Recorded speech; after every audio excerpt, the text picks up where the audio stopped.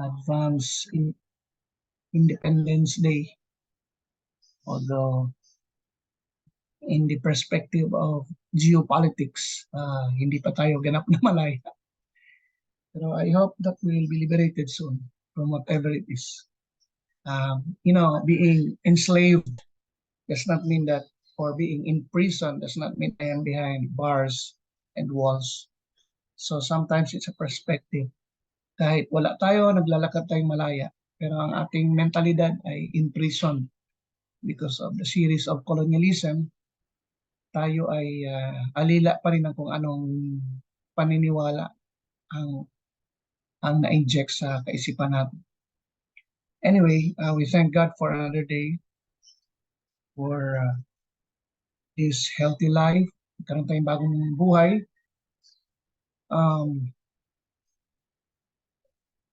Tomorrows are not promised to everyone.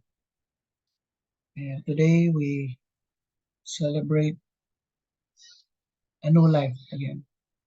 And I hope we will learn from our interaction today. Lead us always to the straight path. Amen.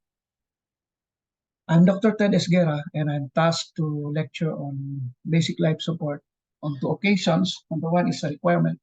Number two, if you want to push through other advanced life support courses like advanced cardiovascular life support, this is a bridge. Kasi ang tawag natin sa BLS is primary. BLS primary, akyat nyo sa ACLS, ACLS secondary. And it is now a requirement, no? Particularly sa hospitals, at kung doon naman sa mga non-medical entities, they require din yung first aid and basic life support. And I'm happy because this is our way of answering to how we can create a resilient culture.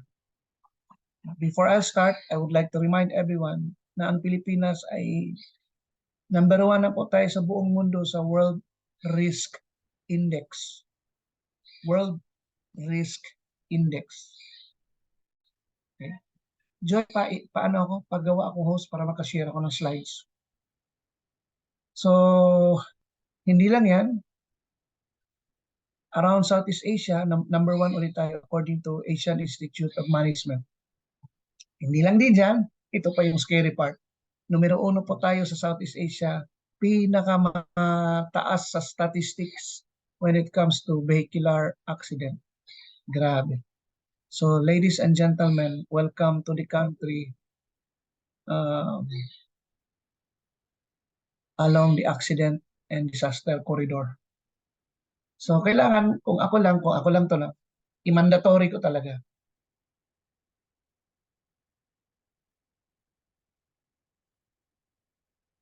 Kaya we are in a position that we don't have any choice. Joy, can I share my slide? Hindi ako makashare. Now, talking about BLS, it's initially, no, the whole cachet of it is being run by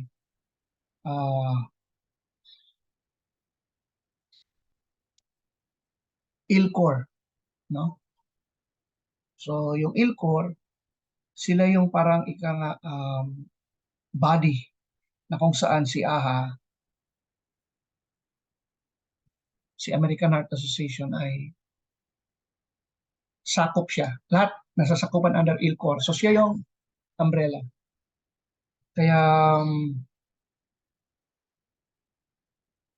we must keep ourselves in the stance na we are always updated. Kasi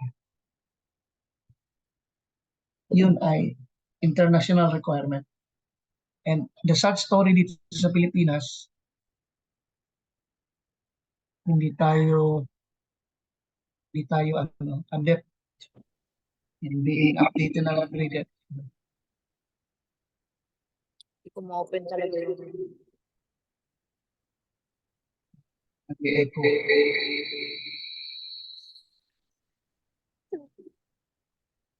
Hello?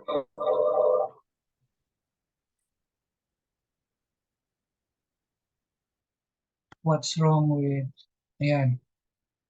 Can I share my slide, Joy? Disabled ako eh. Wait po, ito. Yeah, I cannot share.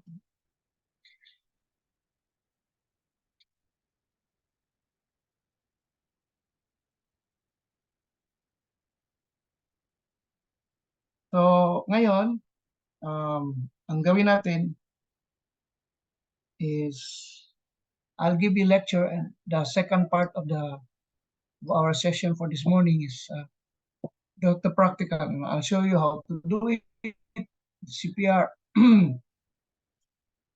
the choking management. Ito yung medyo marami nagkakamali. The giving of respiration using your back valve mask. Pamit lang po. Salamat.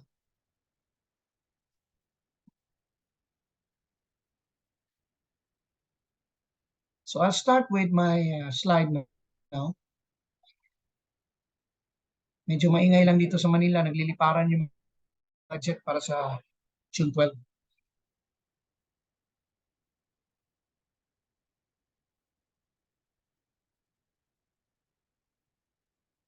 So welcome to the Basic Life Support with interim guidelines of 2022. Kaya dito sa WIPAM, medyo ahead tayo kasi yung halos karamihan sa Pilipinas, walang interim guidelines of 2022. So 2020 tayo, pero meron tayong 2022.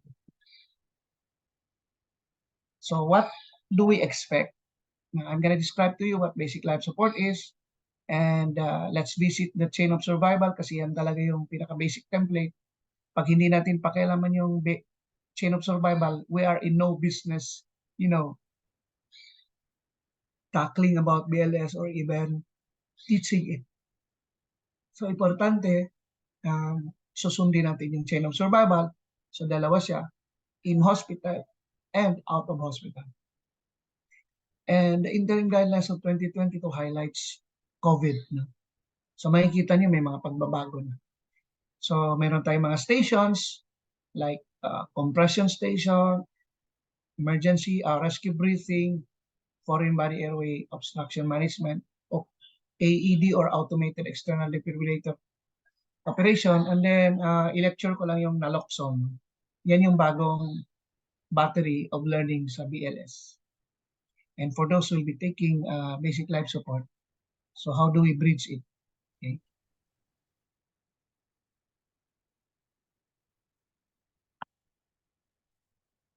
Now, when you say basic life support, talks about a basic intervention on two cases. One is the arresting case, no, nag-a-arrest yung pasyente, meron siyang cardiac arrest. And number two is the patient is in some sort of a problem like difficulty of breathing or having a foreign body lodged somewhere that obstructs the respiratory tract, and pwede rin, although bihira sa Pilipinas kasi can't afford tayo, yung mga tinatawag nating opioid poisoning or overdose. So hindi pa kaya ang ating drugs dito, yung tinatawag na shabu. Poor lang yan. Poor man's amphetamine. And it is a requirement na kailangan train tayo with a certification so that we can execute it.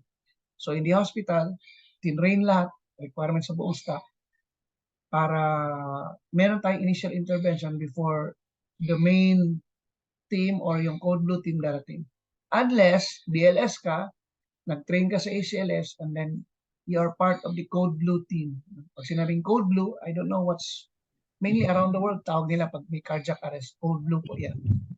Pag ikaw ay na-train on addressing to cardiac emergency in the hospital, then you are part of the code blue team.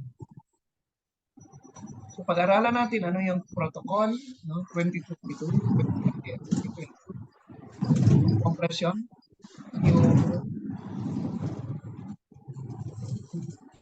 ingay. pamute lang po.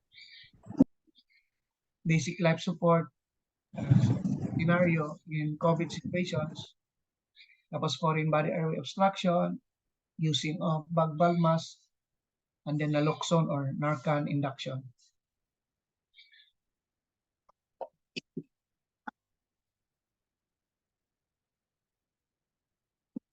BLS is a requirement strictly sa advanced cardiovascular life support.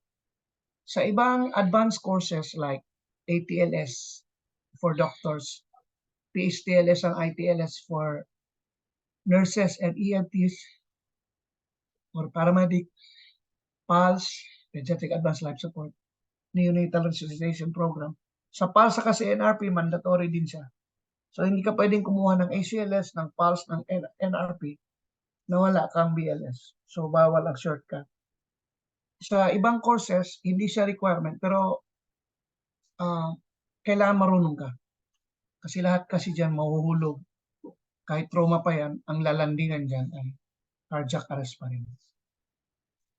Now, again, ito yung kanyang batteries or packages sa BLS.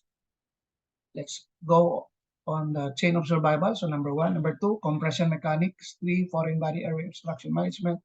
4, BVM operation or valve mask.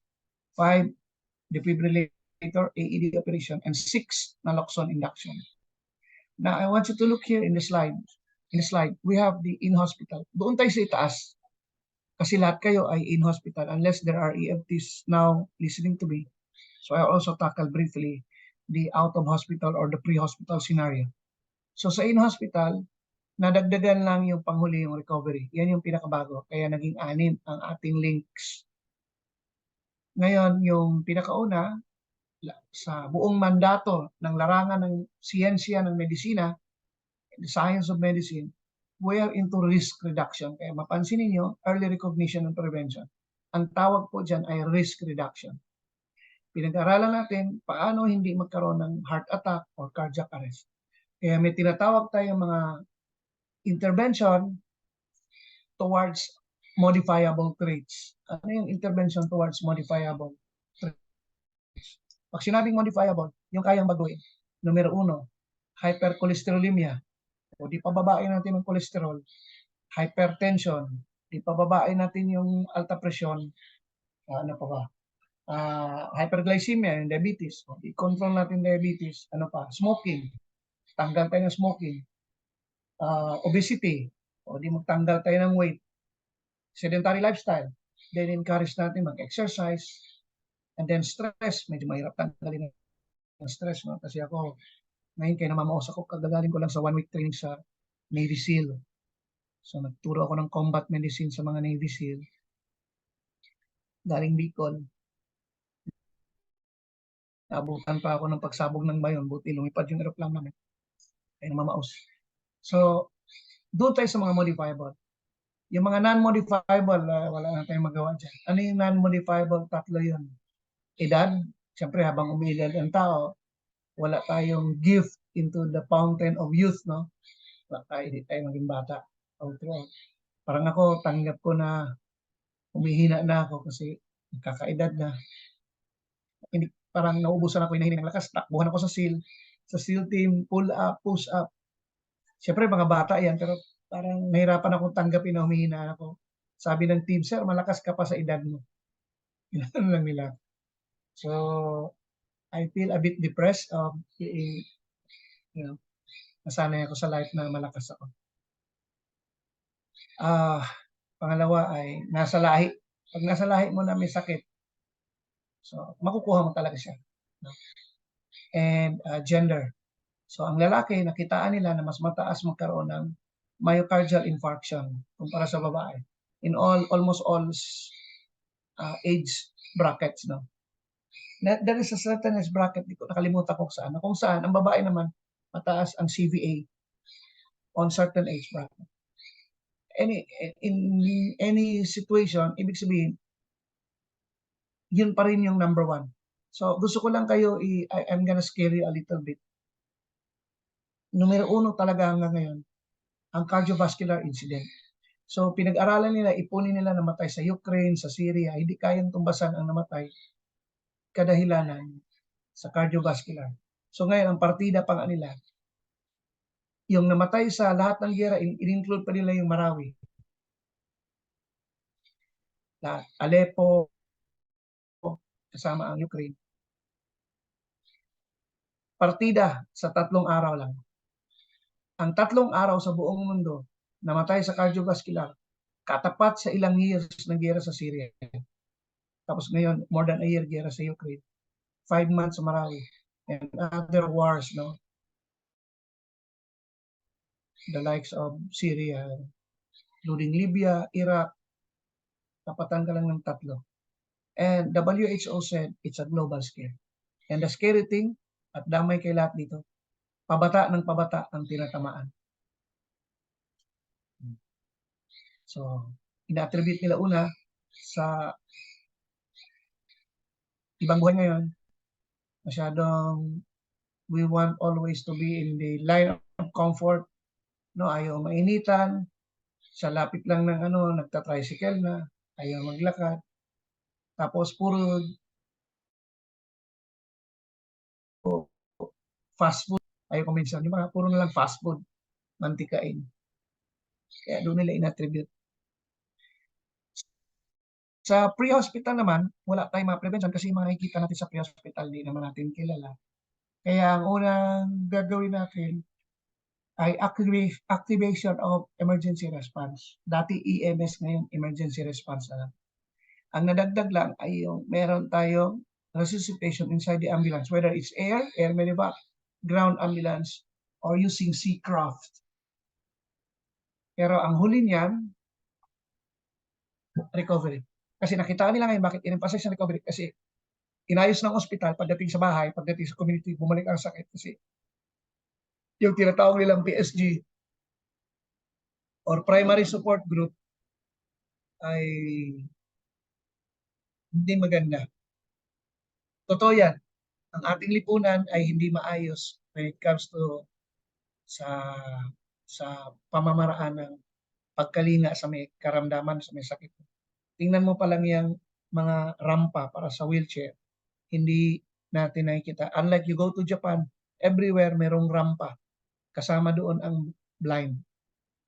By the way guys, don't say PWD.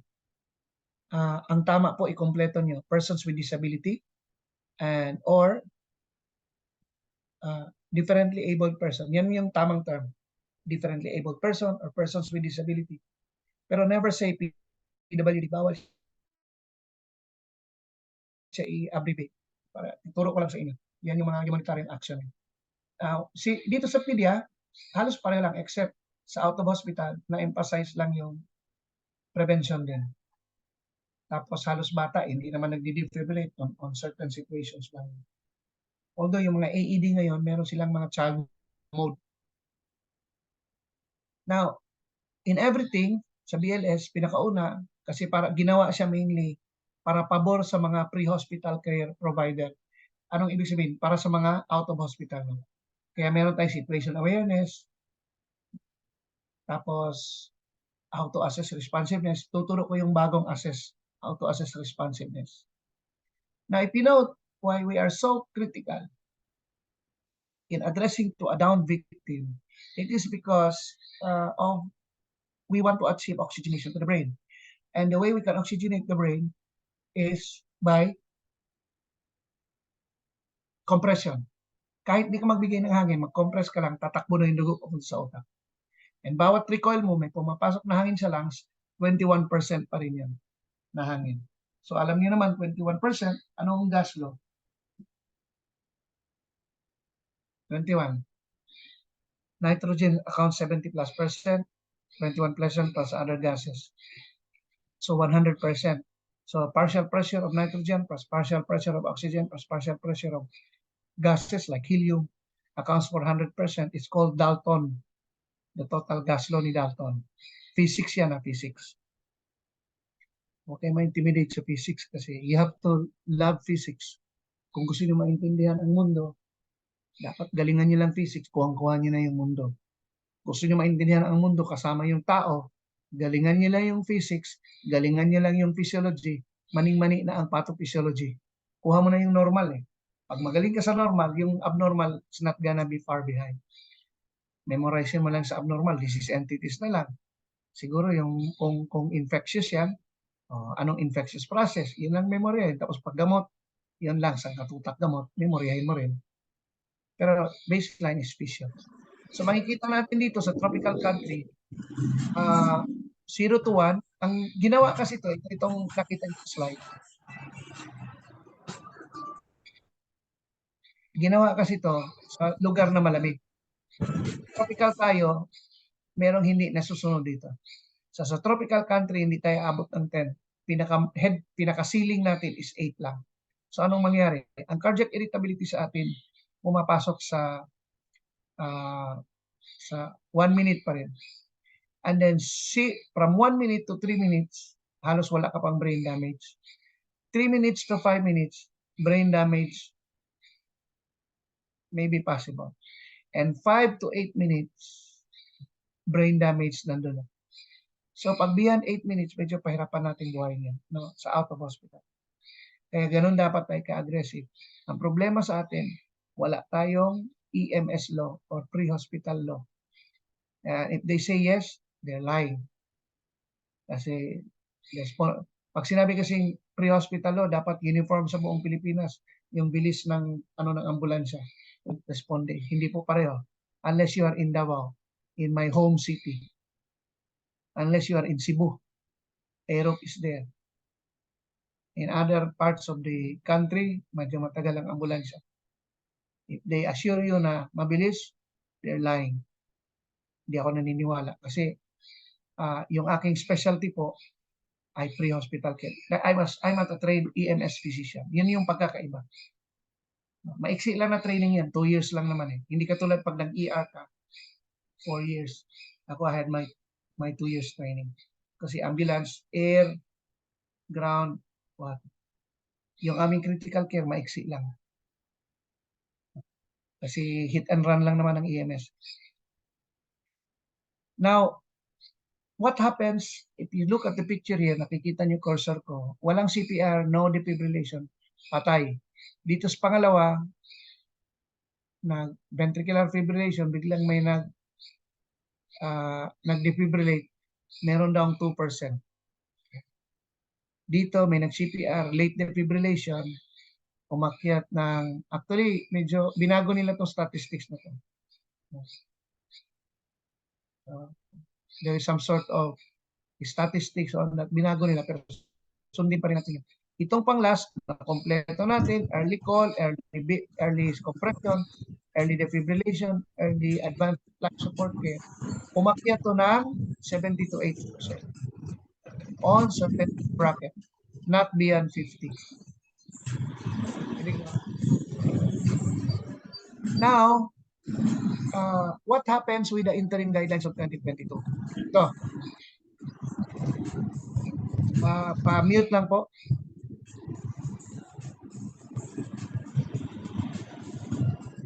Ma'am pa-mute lang po, Ma'am Yan, tama, salamat.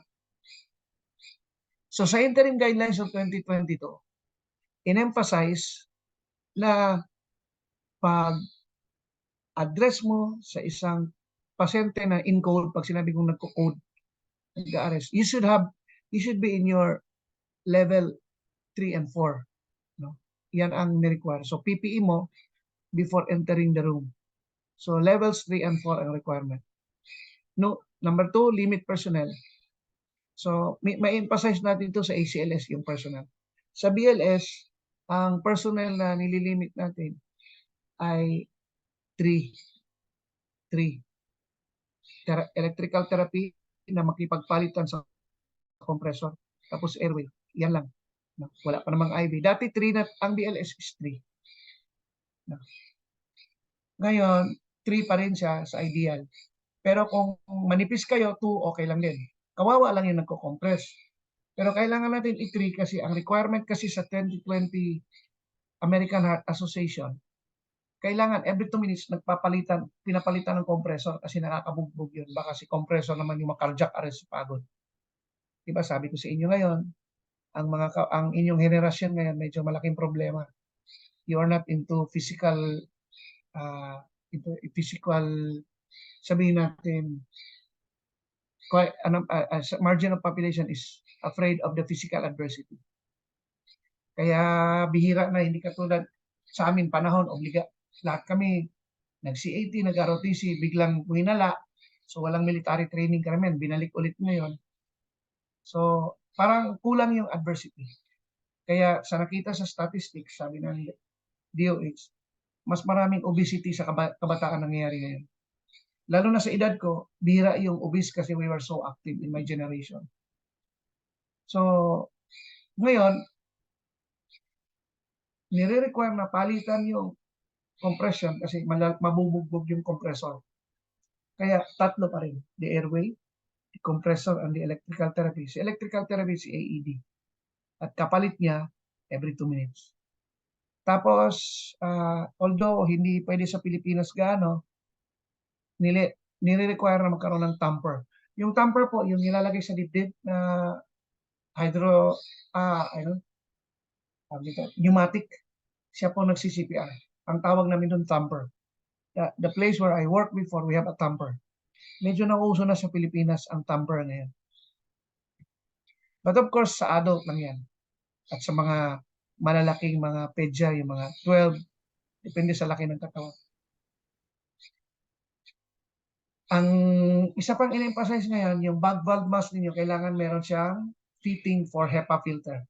So lahat ng lumalabas sa pasyente, pabalik ulit doon, dadaan doon sa HEPA filter para hindi tayo ma-contaminate mga responders. So yun yung mandatory.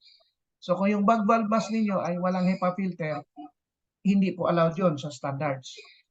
So yan.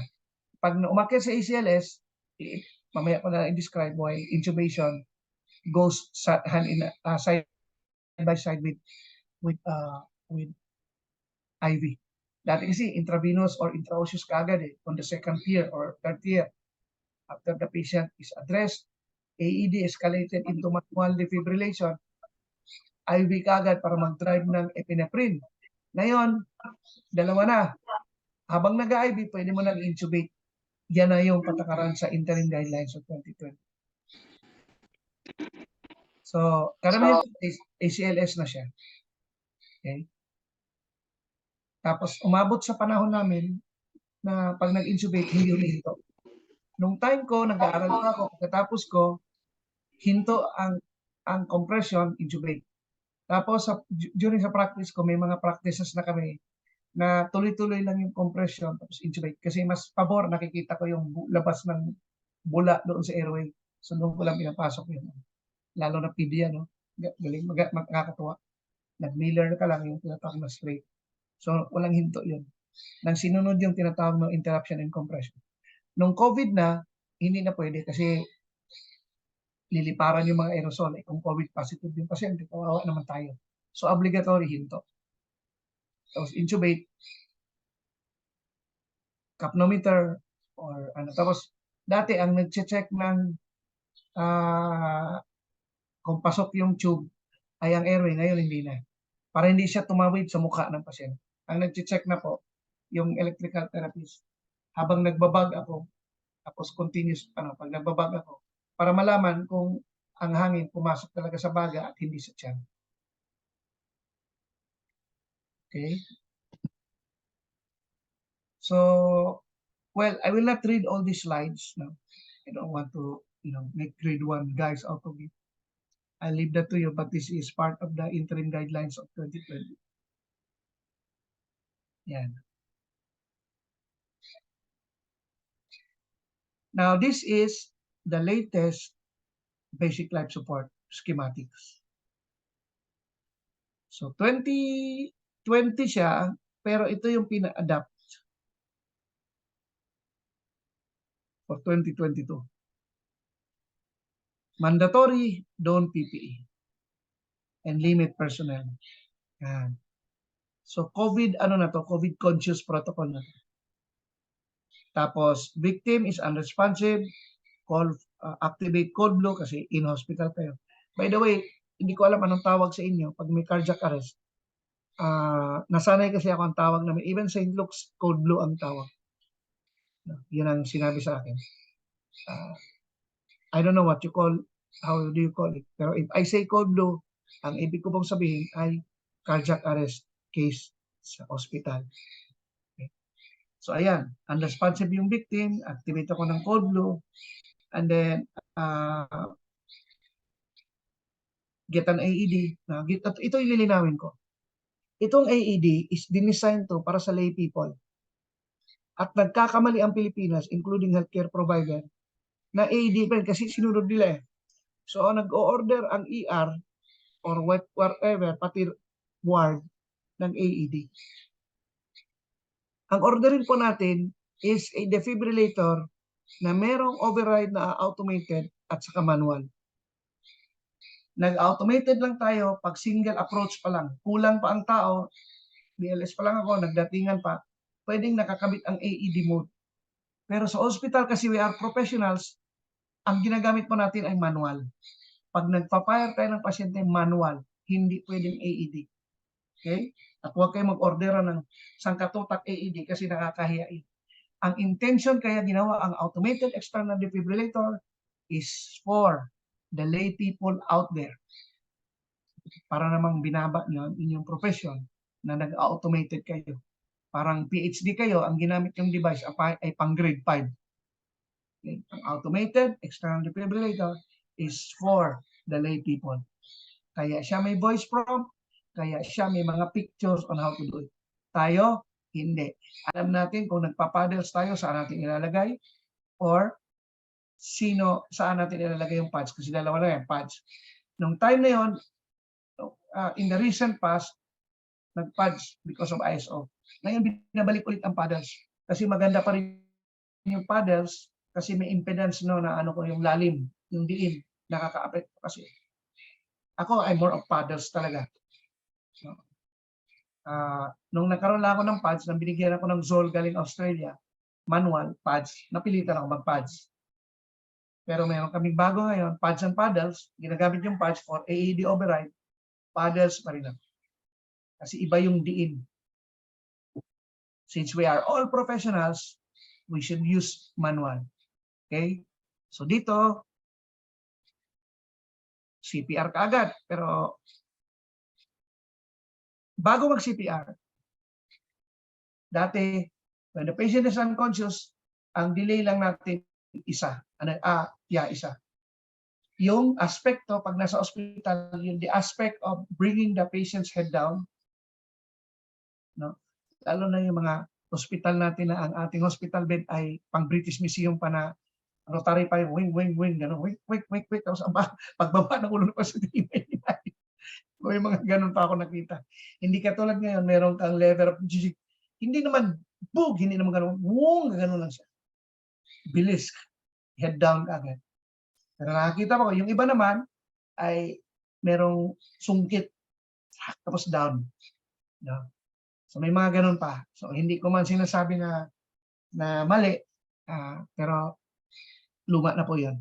So assuming, ang delay nun, yun sa kapaglagay ng cardiac board. Yun lang yung delay. And then we start compression. Because of COVID, hindi na po, may dalawang delay na po. Ano yun?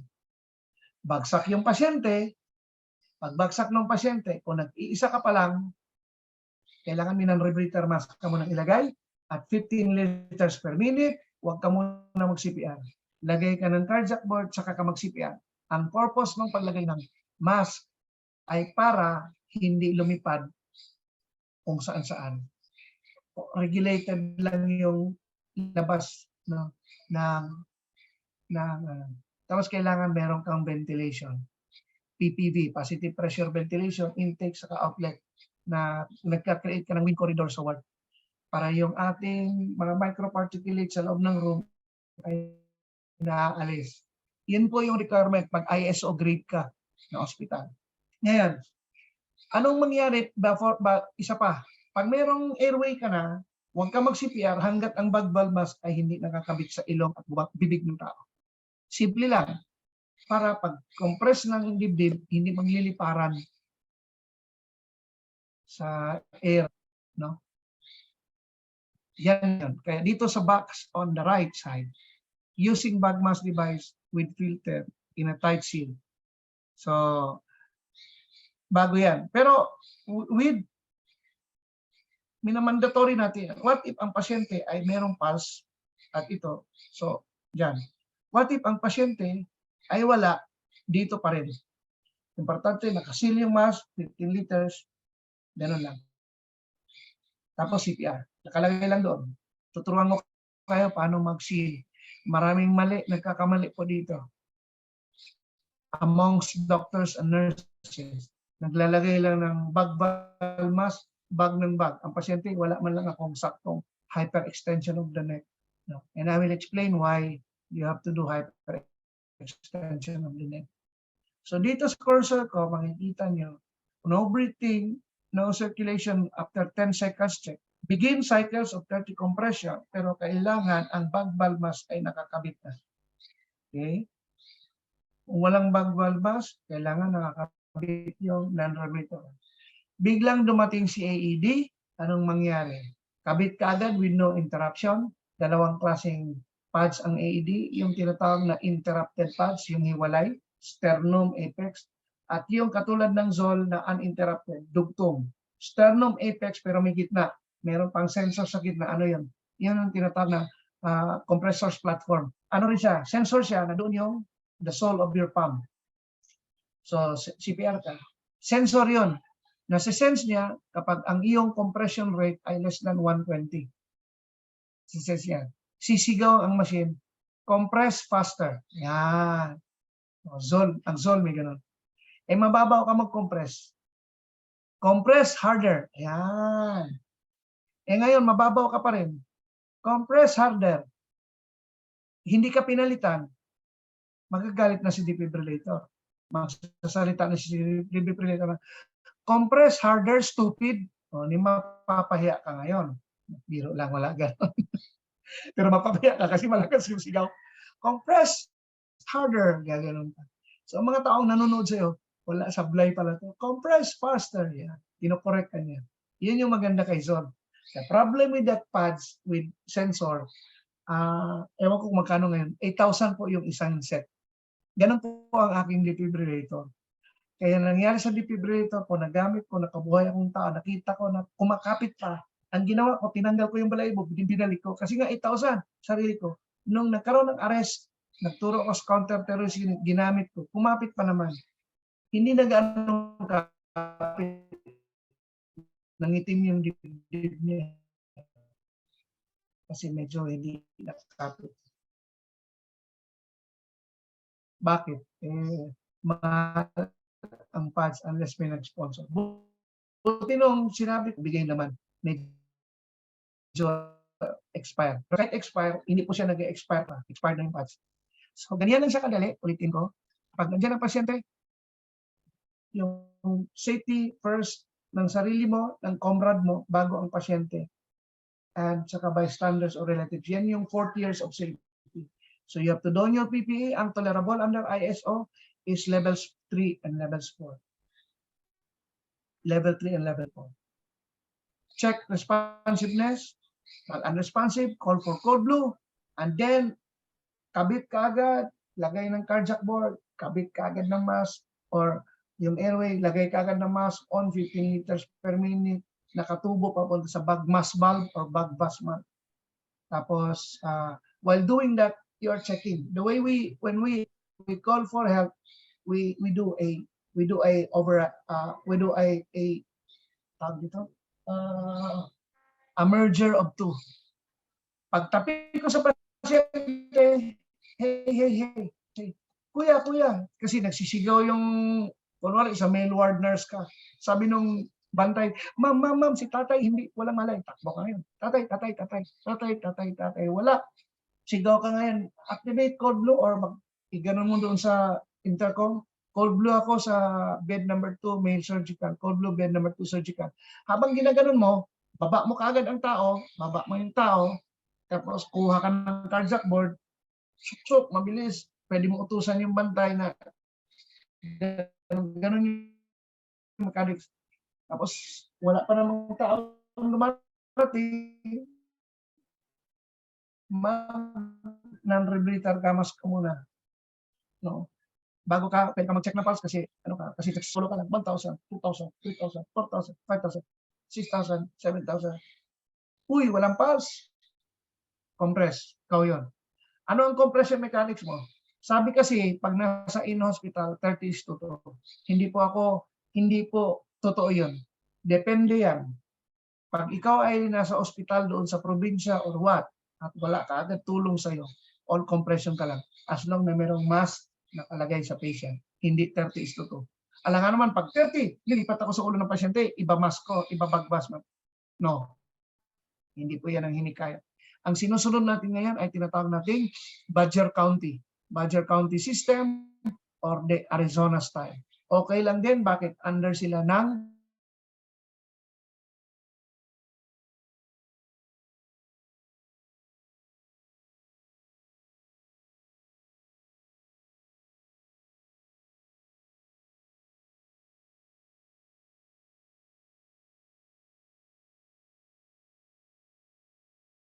N95 ka. N95. Tapos nakaganito ka. Kahit wala kang cover. Pagdating ng iba, withdraw ka muna, palit ka. Was assuming the patient is known COVID kasi sinuha mo COVID, you have to wash kasi hindi ka naka-cover eh. Mail ward ka na eh, kumpiyansa ka na eh. No? I mean, kumpiyansa, hindi siya as toxic. In-isolate mo lang yung pasyente na meron siyang kanyang biglang nag-arrest, tapos hindi ka naka-. So, you have to be pulled out and you have to decontaminate yourself.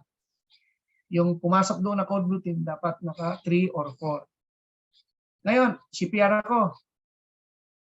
Pag CPR ko, 30, buga, 1, 2, CPR. Yung iba, inaalay nila, kasi hindi naman lahat high-tech ang ospital, hindi nagde-negative, nahigop. Inaalay nila yung ventilator, pinupos on the side of the patient, tapos exit doon. Eh kung dikit-dikit siya, ang style nito ay galing paa. Tapos kailangan may sasalo somewhere na hihigo palabas. Para yun yung tinatawag na wind movement. Ang tawag dyan is yung kuwanda, the kuwanda effect. Mga barrier system mo, ano ang behavior mo nga. Gagawa ka ng mga wind corridor. Okay, now, yan yung mas expanded na.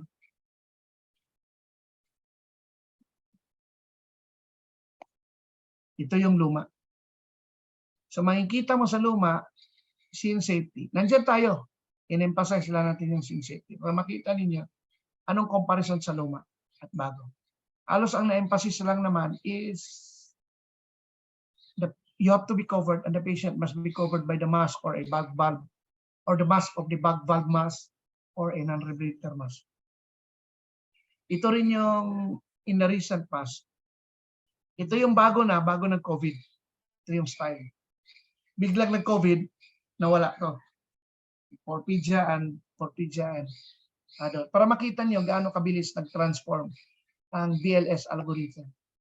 Ito yung mga around 2015 below. Ito yung 2010 below. Ito yung mga 2015 below. Na halos nasusunod pa karamihan. 2010 below.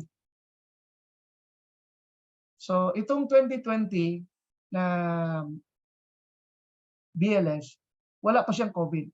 Biglang siningit nila. Itong American Heart, ito yung siningit nila.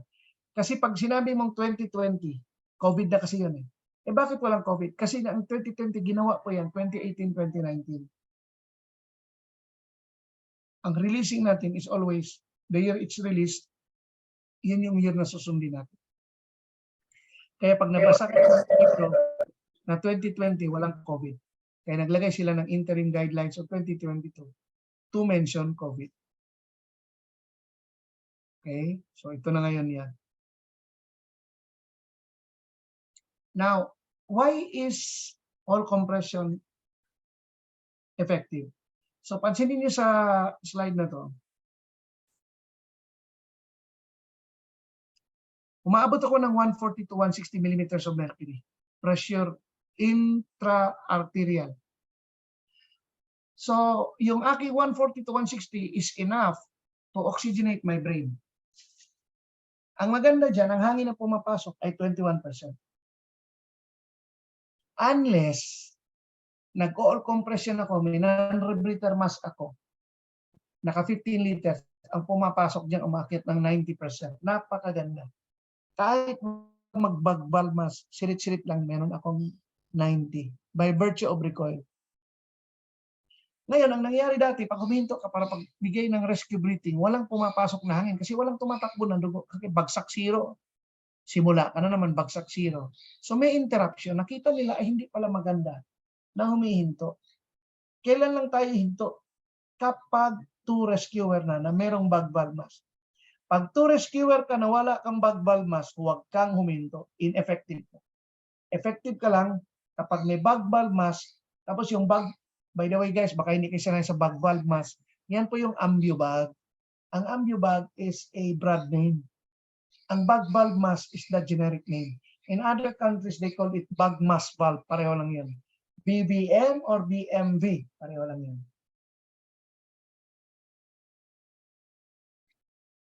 Kita ko pangalan ko, PIAC. Hindi natanggal yung PIAC. Gulat ako, naalala ko. PIAC stands for Philippine Interagency Humanitarian Contingent. Mga kasama ko DOH nung pumunta kami sa Turkey. So yan ang designation na nagamit din pala dito sa Zoom. Anyway, okay lang to, interruption, kapag may bag valve mask na nakakabit sa oxygen, 15 liters. Laging 15 liters. Now I have a problem to quite number of hospitals and you doctors and nurses listening to me. When you go to your ward, pag wala kayong wall-mounted, yung inyong oxygen tank na nakatayo, hanggang 10 lang yan. Okay? Hindi po pang emergency response yan. Kailangan meron kayong emergency oxygen na hindi dumadaan sa humidifier na merong release factor or flow rate maabot ng 15. Iyan ang tamang emergency oxygen. So mag-request kayo ng stage ng regulator na merong 15 liters. Now let's go into choking. Ibigyan ko lang kayo ng overview tapos i-perform ko na lang. I-demo ko para mas maganda pag naka-demo lang siya. So sa choking ay meron tayong dalawa.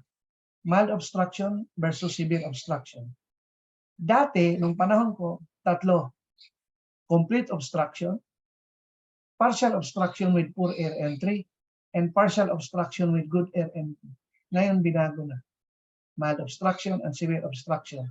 Pag sinabing mild obstruction, simple lang. Usually, wheeze, nagka-cough siya, tapos minsan may ilang episodes na stridor. Wala. Patient, nagpapawis, namumutla, hindi pa bluish. Pinapacilitate natin yung cupping, but of course, you have to call for help. Unless you are a medical practitioner, you know what to do. So, you don't call 911 kasi na-choke sa ospital, okay, nano na sa ospital. So, case-to-case basis. Pag severe obstruction, usually ang patient, meron siyang, sabi nila, naghahawak sa leeg. Lahat ng obstruction, may konti hawak sa leeg, pero karamihan humawak sa leeg. Bakit? Ang tawag dyan, sense of doom. Karamdam niya mga na siya. So, ang nangyayari ngayon, hawak siya sa'yo. Hirap siyang umubo, makakarinig ka ng mga stridor or high-pitched noise. No? Tapos, minsan, hirap siya mag-inhale. Ang pasyente, bluish na yun, circumoral, or blackish na. Dito na tayo puporma to perform abdominal thrust. Dati, yung abdominal thrust na katayo ang tawag Heimlichs. Sa mga bagong manual ngayon, hindi na ginagamit yung Heimlichs. Generic na ang term natin, it's called abdominal thrust. Okay, I'll do a demo on that later. So ito yung mga tinatawag na Heimlich maneuver, no? Posisyon.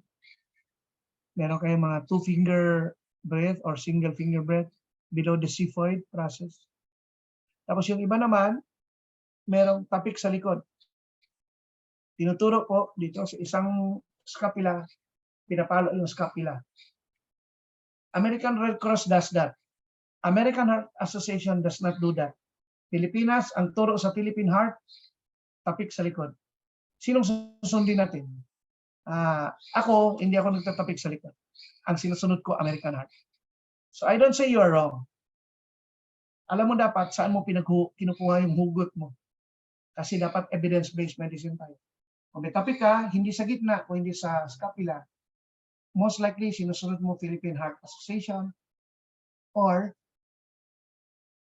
American Red Cross. And it's okay. Pero if you will ask my opinion, again, opinion. I still go for AHA because American Red Cross has no research arm. Hindi katulad ng AHA.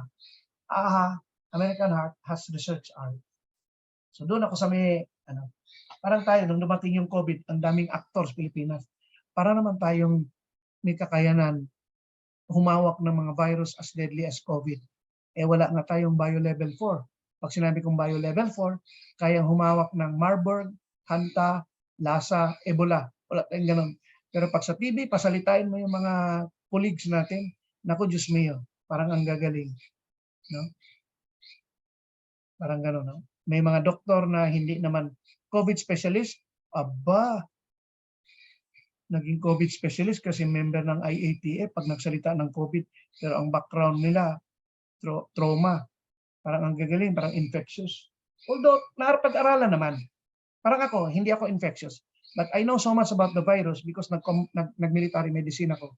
Pinag-aralan namin yung virus kasi ang virus, one of the most wonderful organism na no life, madali gawin na weapon. So medyo lamang-lamang ako on that sense kasi nag-military medicine ako. Pero tapos hindi siya Pilipinas, sa ibang bansa. Kaya iba paningin ko pag may virus ang COVID. No, I'm not trying to inject something in your brain. Iba paningin ko sa COVID. Iba paningin ko sa vaccine. Kaya nag-Sinovac lang ako. Hindi ako. Ngayon, ang daming studies sa RNA. Lahat ng combat medic na nakilala ko sa US, wala talaga ng-mRNA. It's either they don't like to take the vaccine as long as no mRNA. And I will not say anything. Kasi, siyempre, there are side issues on yung mga mechanics kasi yan pag na-weaponize mo yung strain. So, whether it's bioengineered or what, I will not say anything. That's not our topic for today. So, sa infant, ano yung ating style? I-demo ko ulit yan mamaya. No? Yung tinatawag na 5x5. Now we go into naloxone or Narcan intranasal induction. Ito yung mga karamihang hindi tinuturo sa BLS pero kasama na sa bagong BLS na patakaran, meron kang naloxone battery or topic na kung saan mandatory. Bakit?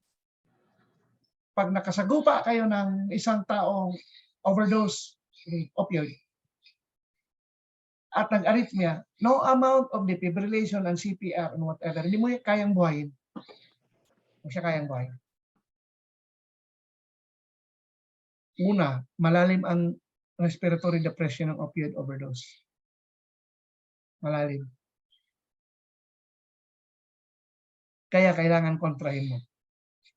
Yun namang naabutan mo na hindi pa arresting, kunwari, tinawag lang, nasa ibang bansa ka, tapos nurse EMT ka, kunwari.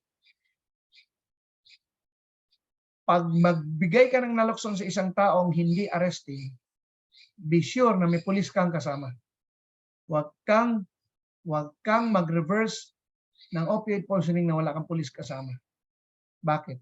Kasi kung nasa streets ka pa or pre-hospital care, ni-reverse mo yung effect ng opioid with Narcan, sa salitang Tagalog, sinira mo yung trip niya.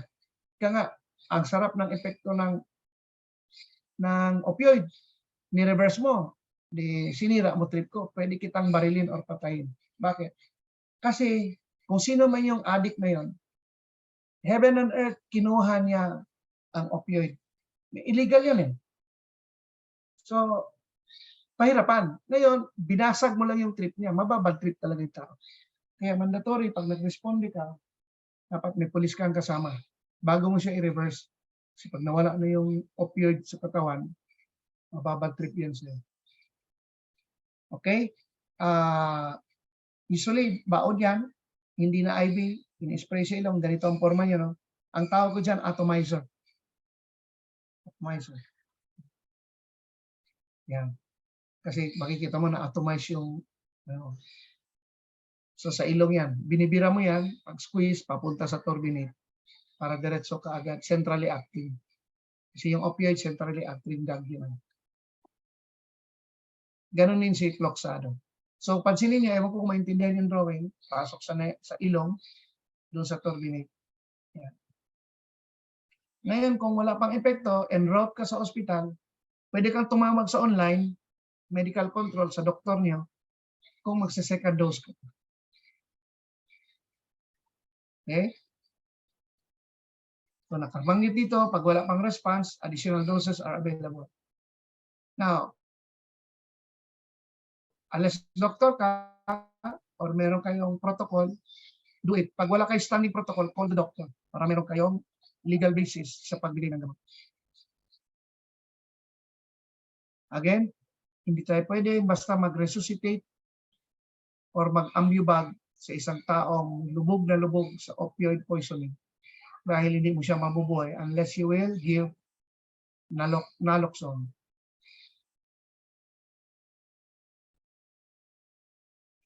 Now, I'll bring you into the pre-hospital world. Sa Philippine Heart Association, meron silang 5C. Call for help, check responsiveness, call for help, compress, check responsiveness, unconscious, call for help, cover mouth and nose, compress, connect to AED. Hindi ko sinabing mas magaling pa ka sa PHA, ginawa ko lang siyang 10. No? Again, I'm not trying to say I'm better than anyone. Ginawa ko lang siyang 10 para to complete the lineup of a pre-hospital all-hands CPR. Okay? Number 1. Pag nasa ambulansya kayo, tinawag kayo, or pumasok sa ER, fresh case, ang nasa utak niyo, number 1C, consider anyone to be COVID positive. Wala naman sigurong mali, no? Nilagay ko lang para hindi mawala ang kumpiyansa na pwede COVID positive. Number 2, kung ikaw ay pre-hospital sa Pilipinas with no good Samaritan law, kailangan mag-abiso ka. Nurse po ako o rescuer po ako, baka po ako makatulong. The word is maybe I can help. Okay? And unless you are a doctor or a nurse with PRC ID, medyo hindi tayo saklaw sa good Samaritan law kasi may ID tayo. But kailangan doon, alam natin ginagawa natin kasi pag hindi natin nagawa ng tama sa pre-hospital, saklaw pa rin tayo sa tinatawag na negligence. Doon tayo mabubuo sa ethics. Mga breach of contract, may mga damages, yan.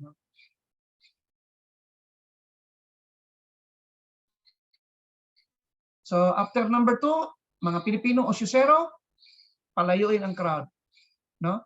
Huwag magpalapit sa'yo kasi pwedeng mag-super spreading incident yan. Crowd control. Number 4, check hazard. Anong hazard? Bakit na-disgrasya ang tao? Baka kuryente. Makukuryente ka. Nasa gitna ng highway, move it out of the highway. Yan yun. Kung may hangin, dapat ang hangin ay nasa likod mo. Para in case may lumalabas sa mga microparticulates or aerosolized substances sa bunganga, ilong ng tao, hindi papunta sa iyo. Itataboy ng hangin. Yan. Kung merong hangin.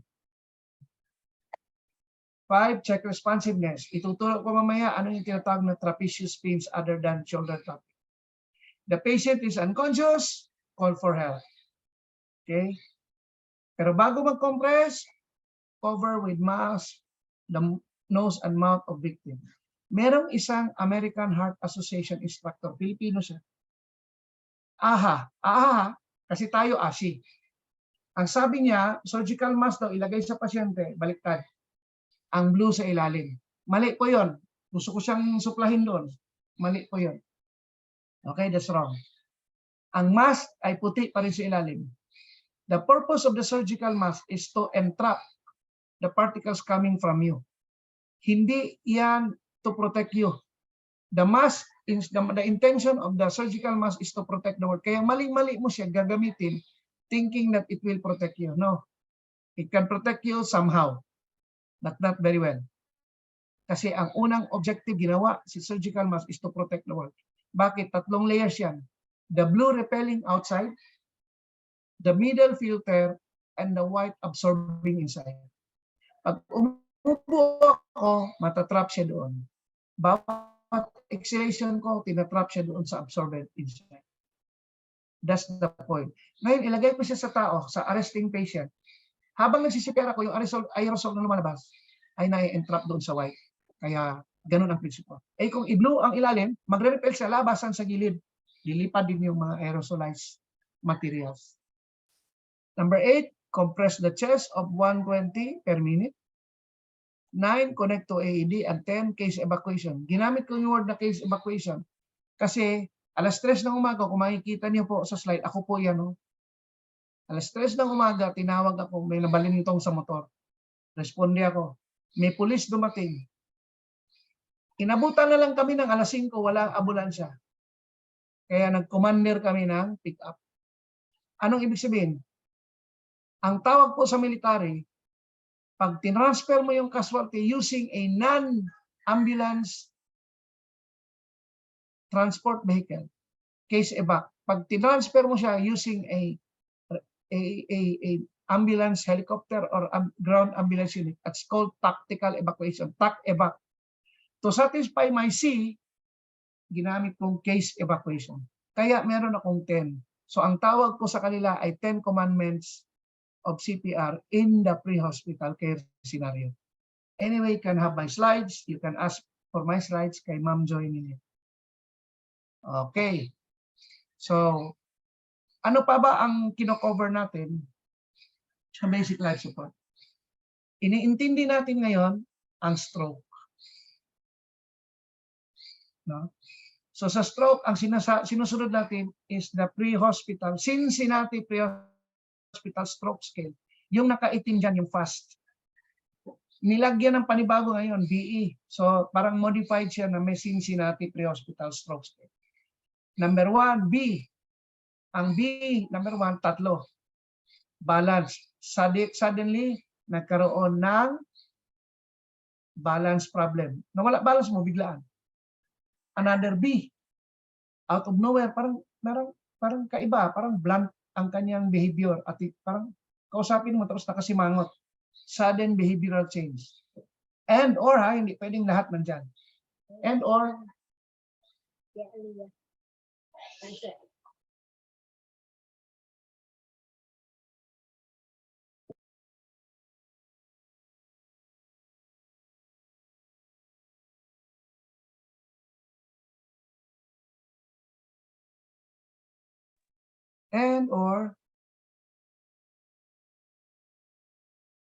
brain fog. Biglang makalimutin biglaan. Okay? Then we go into eyes. And or sudden blurring of vision. Then we go into F, Cincinnati pre-hospital stroke. And or sudden occurrence of facial asymmetry, tumamigi yung mukha. And or sudden weakness of arms and leg or arms or leg on one side, hemiparesis. And or there is slurring of speech. Ladies and gentlemen, kahit doktor kayo sa bahay, nurse kayo sa bahay, hindi naman kayo ospital, tingnan niyo yung T. Time element, bring it to the hospital or call ambulance right away. Or kahit ikaw na lang mismo bibit sa ospital. Mabilis. Just to achieve yung tinatawag ng door to needle, no? Approach na hanggang saan siya. I mean, mabilis kagad matugunan natin para ma-CT scan, malaman natin kung sumabog man yan or bara. Okay, so be fast po yan. Saglit yung tanong yan. Okay, wala. Kala ko may tanong. Ito ay out of hospital scenario. Be fast. Cincinnati Pre-Hospital Care. Now, ano ang forma? Ito pang ACLS na yan. Hindi ko na i-tackle yan. Ano ang forma natin sa isang taong arresting? Tatlo lang. Airway, compression, defibrillation. Saan si team leader dyan? Si team leader can be the airway, the defibrillation, or the compression. Ang tawag dyan, Jaworski, or the plain codes principle. So, bawas tayo. Walang pang-apat na nakatayo sa paasa yung BLS. Walang pang-apat. BLS team leader. Ang team leader natin is working team leader para konti lang tayo sa room. Kasi sa interim guidelines of 2022, limit the personnel. Okay? Paano kung kailan ako hinto mag-CPR? Tandaan niyo lang yung stops. S, spontaneous return of circulation. Breathing circulation or circulation.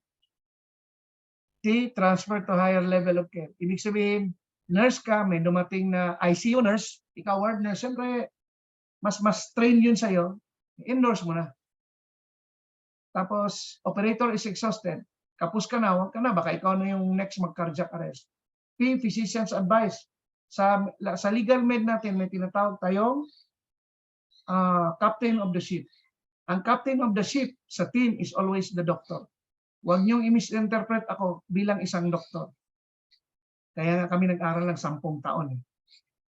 Because of that. Na meron kaming karapatan, no, according to the law, magsabi na hindi na pwedeng buhayin yan or do not resuscitate or do not start resuscitating man. So ibig sabihin, we can decide a person if he's, no, i-resuscitate ko hindi. Yan. Kasama po yan sa aming PRCID. So pagdating ang physician, anong utos ng physician, sumunod tayo. Pag sinabing stop, di-stop ka, huwag ka na magpahiro. Last is scene becomes unsafe. Ano ibig sabihin? Kunwari, nasa fire scene ka. No? Nag-arrest yung pasyente at the same time, lumiliyab yung ward. Umalis ka na. Pwede, kung kaya mong bitbitin ng pasyente, bitbitin mo. Pag hindi, tumakbo ka. Okay lang yun. Ang tawag doon, utilitarian rule. Hindi lahat kaya mong buhayin. So if the scene becomes unsafe, run away. Now, ano yung mga batas pag minabalian ng ribs? Usually, yan yung tanong. Meron tinatawag na Article 12, Paragraph 4 sa Revised Penal Code. Any person who, while performing a lawful act with due care, doctor or nurse man yan, causes an injury by mere accident without fault or intention of causing it. So, we can be exempted because perhaps the rib is weak and our way of doing 2 inches depth is right, ma-exempt tayo. No? Yan. Again, this is also for ACLS. 85 to 90% of arresting patients will solve ventricular fibrillation. So sa BLS is only mechanical and electrical lang. CPR and then defibrillation, CPR, defibrillation. Ano ang drugs na pwedeng ibigay? Number 1, pwede tayong magbigay ng naloxone. 2, yes, of course, oxygen, drug yan. 3, non-hypoglycemia, nagbigay ka ng oral glucose, pinahin mo dun sa buccal mucosa, nag-arrest, nag-CPR ka, nabigay mo yung gamot, okay lang yan. No? Other than that, ACLS topic na yun. Okay, this is a story of a person na bumagsak, na cardiac arrest, nagkataon, nagtuturo ako sa counter-terrorist unit, pinatawag ako, na-defib ko, compress, defib, compress, kasama ko yung mga assistant instructor na buhay namin. So yan po yung ating way na matugunan natin ang 2 issues. Number 1, effective response mechanics sa inside hospital or inside hospital compound. Number 2, resilient culture amongst Filipinos kasi tayo ay nasa accident and disaster corridor. Kailangan marunong lahat tayo mag-bridge ng gap para makaligtas tayo ng buhay at makabawas tayo ng sakit ng humanity. So with that, ladies and gentlemen, I'm gonna give you like a 15 minutes break. I will get the dummies and everything and I will start my demo. Okay? Unless you have any question, babad ako para mahintay.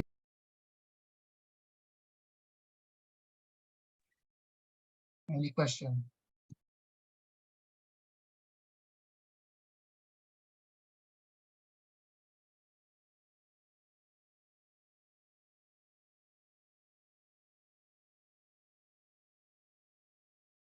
Walang tanong.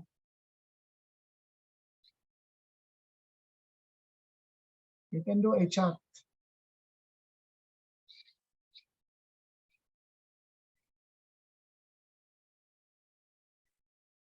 Anyway, I was formerly instructor, ASHI tayo American Safety and Health Institute. Yung WIPAM is ASHI affiliated. But formerly I was an instructor for American Heart, California for basic life support, advanced cardiovascular life support, pediatric advanced life support, and neonatal resuscitation program. Umalis po ako kasi hindi ko nagustuhan dahil nanloloko yung AHA. Anong ginawa nila? Nagtayo ng AHA dito sa Pilipinas, pinaaha nila yung mga nurses na pupunta sa US. O dito ang tawa yung mga nurses. Pagdating sa US, AHA, 2 years ang buhay. Pagdating doon, pinaaha ulit sa ospital. So nagtanong sila, bakit tapos na kami? Requirement pa yun ng ospital. Nakita ko yung dilema. Pagdating nila sa US, nasa US ka na magrereklamo ka pa ba kung pakukunan kita ng AHA? Wala na, nasa US na ako. Kumuha sila ulit. Kita mo yun? And after 4 years with AHA, I resigned. Because I don't like that. That's cheating. No? So, kung mag-AHA kayo dito, kung ayaw nyo, kayo mag-AHA dito, sa US kayo mag-AHA. Huwag yung i-train nyo ako, i-AHA ang nurses. Pagdating nyo, i-AHA nyo ulit sa US. Mautak din sila. Ikaw ngayon, nasa Amerika ka na. Uy, nasa Amerika na ako. Miss na. Ay, mag-AHA ka. Maback out ka pa? Uwi ka sa Pilipinas? Wala. AHA ka ngayon. Double AHA ka.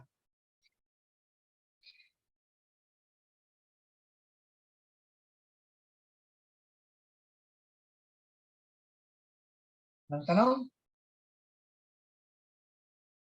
Grabe. Ibig sabihin, naintindihan yung lecture. Bantay kayo sa exam ngayon. Kahit BLS yan, binabagsak yan. No? At meron pa akong nakita kulig ko. Medyo namali-mali siya sa bagbal mask.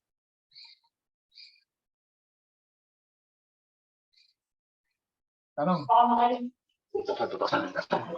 I will assemble my teams para mag-demo ako. So, see you after 15 minutes. Okay? See you 30 minutes. 30 minutes. See you after 15 minutes. Okay.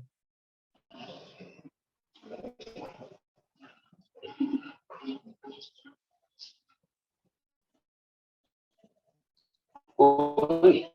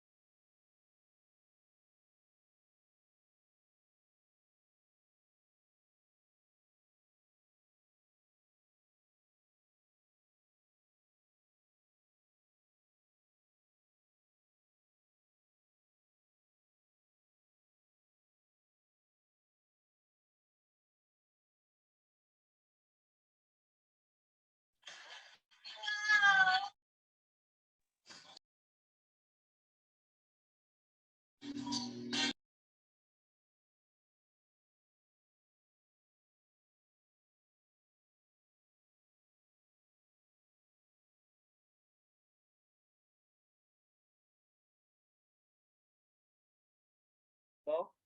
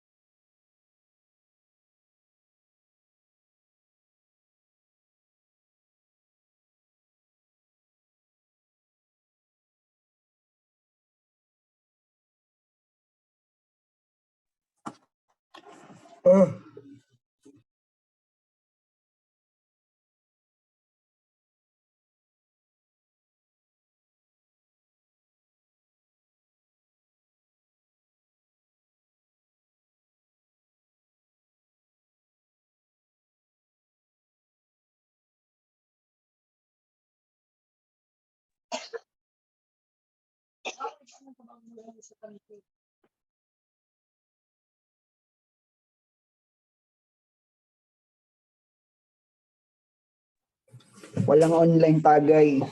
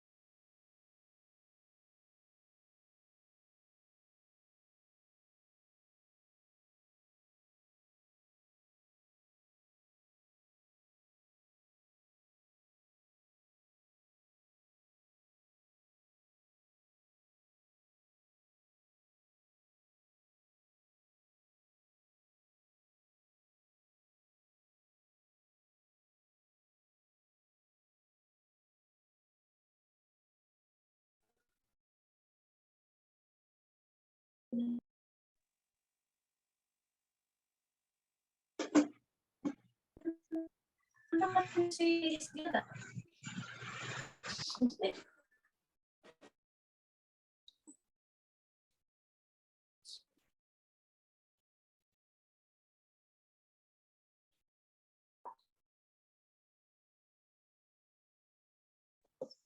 yang aku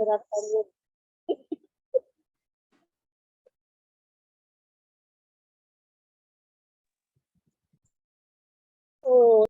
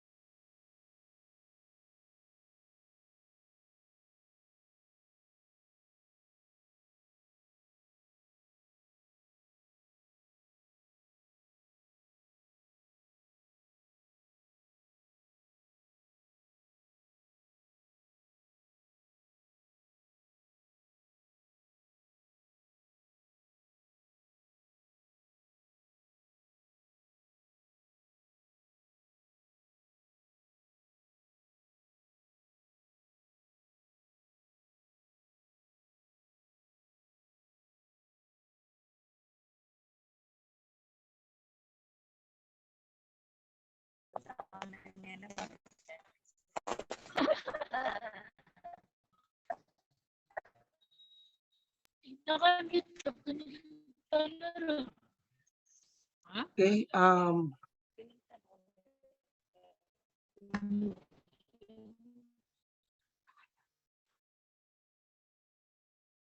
patay ko lang yung isa. No?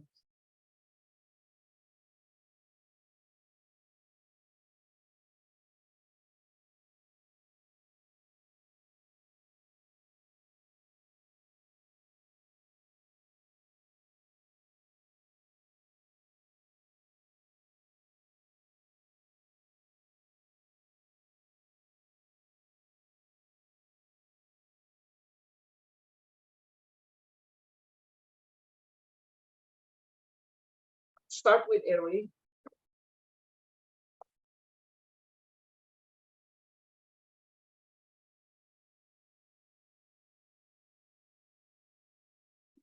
Bago tayo mag-compress, dapat merong barrier. So, two barrier system sa interim guidelines. The first barrier system is ako. I should be in my levels 3 or 4. Okay?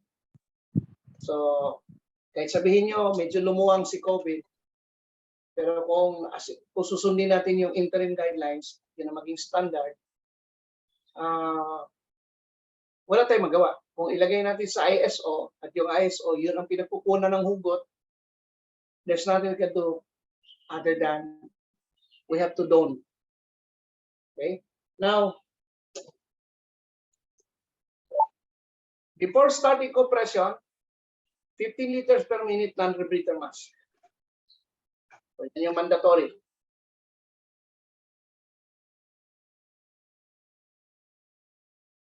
Kasi meron tong valve. May valve siya. One-way valve, diretso pa rin. Inhale siya, galing dito, sa 15 liters, merong reservoir, jacks up into 90% of oxygen delivery versus the nasal cannula. So, any emergency, bawal mag-nasal cannula. Pag nag-nasal cannula kayo, emergency, nakunan kayo ng video, kumalat sa buong mundo, katawa-tawa na naman ng Pilipino. Okay? So, all emergency, cardiac arrest, cardiac arrest, non-rebreather mask. Habang nagsi-CPR ako, non-rebreather. Okay. Ngayon, two-way system, two-man system. So, the two-man, compression sa airway. Wala pa akong defib. Kasi sa chain of survival, prevention, activation of emergency response, okay, ano naman, no? And then, yung success niya, compression, defibrillation, advanced care, recovery. So, compression muna. Ngayon, may bag valve mask ako. Itong bag valve mask, kailangan nakakabit sa 15 liters of oxygen ulit. Huwag niyong bitawan na ganito kasi 21 lang ang mabibigay ninyo. No? Useless ang pagka-bag valve mask 21. So, kabit sa 15 liters para umabot siya ng 94%. So, kabit. Huwag mag-compress hanggat hindi nakalatag si bag, si valve, si mask. Ganito ang problema ng nurses and doctors. Maraming sumablay. Gumaganon lang sila. Mali. Pag nagbaging kayo, dapat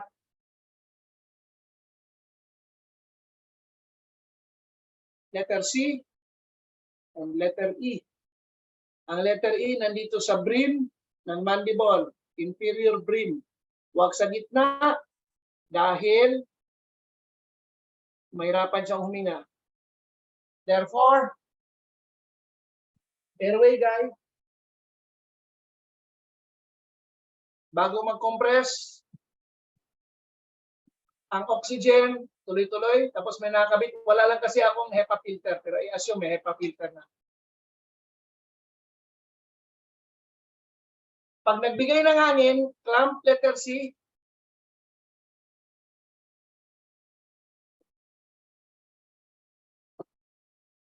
clamp,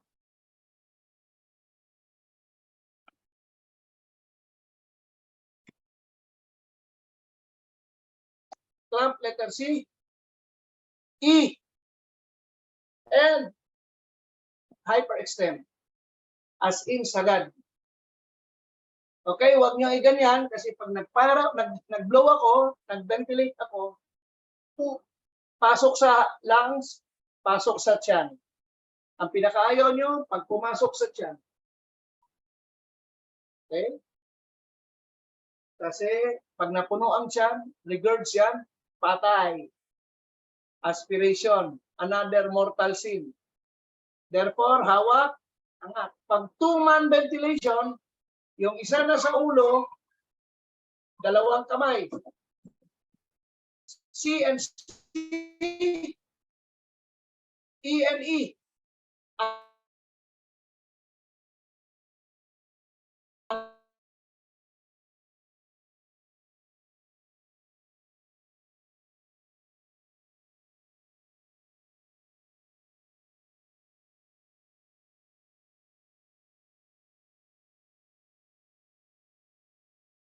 Hirap agonal breathing siya. Tingnan nyo ha, huwag buo ha. Kailangan ng tidal volume ng typical adult around 600 ml. Ganun lang 600 ml. Oh. Hindi panggigigil buo ha, hindi panggigigil. Baka magkaroon tayo ng pneumothorax. Ganun lang oh. 1,000, 2,000, 3,000, 4,000, 5,000, or 6,000. 1,000, 2,000, 3,000, 4,000, 5,000, 6,000. 1,000, 2,000, 3,000, 4,000, 5,000, 6,000. Ganun lang. Pag na-hyper extend ko ang neck, sarado ang esophagus. Okay? Gusto kong ipagawa sa inyo. Kayo lahat, tingala. Tingala kayo lahat. Tingala. Awan, tingala. Tingala. Lunok. Lunok. Lumunok kayo. So, hindi kayo makalunok. Anong ibig sabihin? Kaya hindi kayo makalunok because of the hyperextension ang tendency, itong cricoid and thyroid cartilages ko will be pulled towards the anterior surface of your cervical spine. Ang inyong airway rigid siya kasi cartilage, ang inyong esophagus hindi. Iipitin ni esophagus kaya hindi kayo makalunok. Ganyan ang gawin niyo sa pasyente. Hyperextend and drive. Okay? Ganyan ha. Kung tanungin niya ako, sir, o doc, paano kung merong cervical spine suspicion, injury, suspicion of injury? You can do jaw thrust. Dati ginagawa namin Bls-Acls maneuver, pero ngayon hindi na namin ginagawa kasi pinagbabawalan ng American Heart Association since 2015. Pero nag-case-to-case basis, pag marunong ka talaga, Bls-Acls maneuver ka lang. So sinisilicks pa namin yan. Sa wilderness medicine, according to Dr. Paul Auerbach, Bls-Acls maneuver pa rin. Maraming nagkakamali lang sa Bls-Acls kasi masyadong napapalawakan. Tumatama sa cervical carotid artery. Pero pag nag-Bls-Acls ka na maganda talaga, hindi siya tatama, pwede siya. So yung iba, amang ang spine ay in question, jaw thrust. Pero huwag niyong patagalin sa basic life support na airway. Intubate na ang tao. Pag meron kayo suspicion, intubate agad. So hindi excuse. Okay? Ngayon, under basic life support is the induction of airway adjunct. Oropharyngeal airway, no? Tawag nito Guidel, different sizes. Color-coded. Paano matama ninyo tama size? Distansya ng lobule hanggang corner of the mouth. Okay? So dalawang ginagamit natin, pwedeng Guidel, pwedeng Berman. Yan yung medyo nakikita mo sa Pilipinas. Ang Berman naman ay two chamber, merong spine sa gitna. Rough tingnan. Pero they go into sizes from 3.0 up to 6, meron pang 7. Malalaki. 3.0 pang infant. So ang measurement nito ay yan. Single measurement. Paglagay nito, kailangan ng pasyente, unconscious siya. Kasi pag semi-conscious siya, iluluwa niya yan. Or susuka yan. So paglalagay sa unconscious patient, ito ay flange, bite portion, color-coded yellow, depende sa size. Ito yung curved shaft or curved channel. Ito yung air channel or air port or air entry channel. Yeah. So ito curved channel or curved shaft. So pag in-insert mo siya, ang ating objective ay ganon. Gaganon siya. Pupunta mismo doon sa bungad na kung saan nandun ang airway. Huwag masyadong maiksi, kakainin ng posterior part of the tongue. Masyadong mahaba, masyadong susuksok siya doon sa anterior of the airway. Hindi maganda airway delivery. So tama lang. So para makuha natin to, i-measure natin siya sa yan. So ito, size niya yan. Size niya. Okay. Pag ang entrada nito ay pabaliktad, pagdating 50% of the shaft to displace the tongue, twist, ganyan lang. And then you can bang. Okay? 1,000, 2,000, 3,000, 4,000, 5,000, 6,000. Bang. Or CPR, 1, 2, 3, 30. 1, 2. Yan. Meron din tayo tinatawag kung wala kang meron kang NPA, nasopharyngeal airway. Merong rubberized, merong silicone. Ang silicone medyo mas rigid. Ang measurement nito same pa rin. Mahaba lang to. Same. Dalawang measurement. Ang haba at ang diameter. Ang diameter ay fifth digit ng pasyente. Sa combat medicine, ganito ang dala namin lahat. Kasi pwede mo siyang ibigay sa unconscious, sa conscious, semi-conscious. Hindi magre-react. So pagbigay nito, ideally, sa hospital setting, gagamit ng gel. Sa pre-hospital setting, kung anong mga secretion meron kayo, yun ang lipat.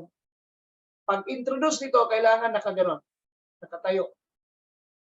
Pero dahil dami to, hindi to, iganon ko lang. Wala akong gel, kaya medyo maganit. Nainayin ko lang. Pag merong resistance, tanggalin mo, lipat ka sa kabila, baka masyadong, kunwari, inflame masyado ang terminates. Huwag mo lang siyang ibigay pag may suspicion ka na merong basilar fracture sa skull or yung cribriform plate ng skull mo, cribriform plate. Paano mo natin malaman? Mechanism of injury, may tumama sa skull. Pangalawa, may lumalabas sa ilong na dugo at the same time malabnaw na dugo, cerebrospinal fluid. So ganyan paglagay.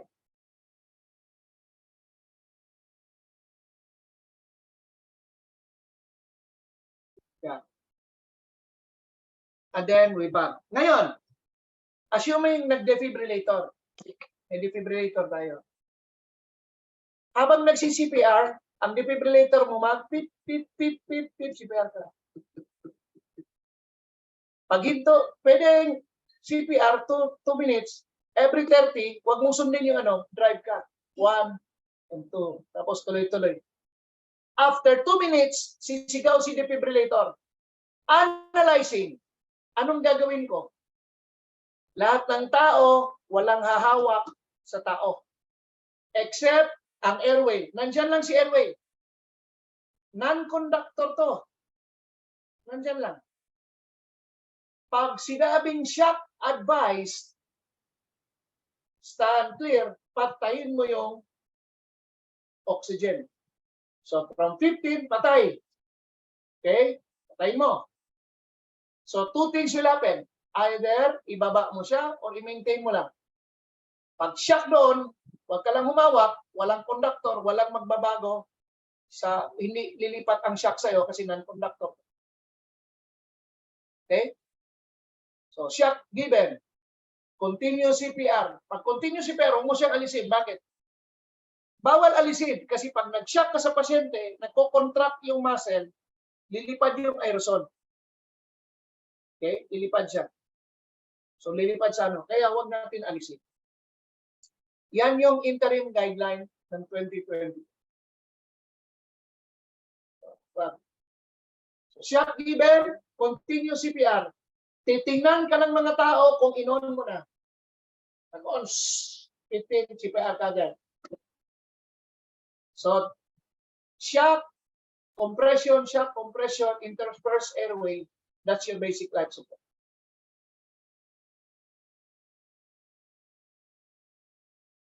how do we compress them? So meron akong dami dito.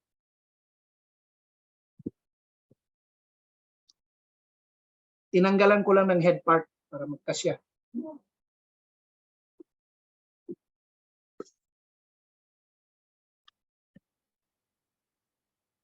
Di pala kasya sa platform ko. Sorry.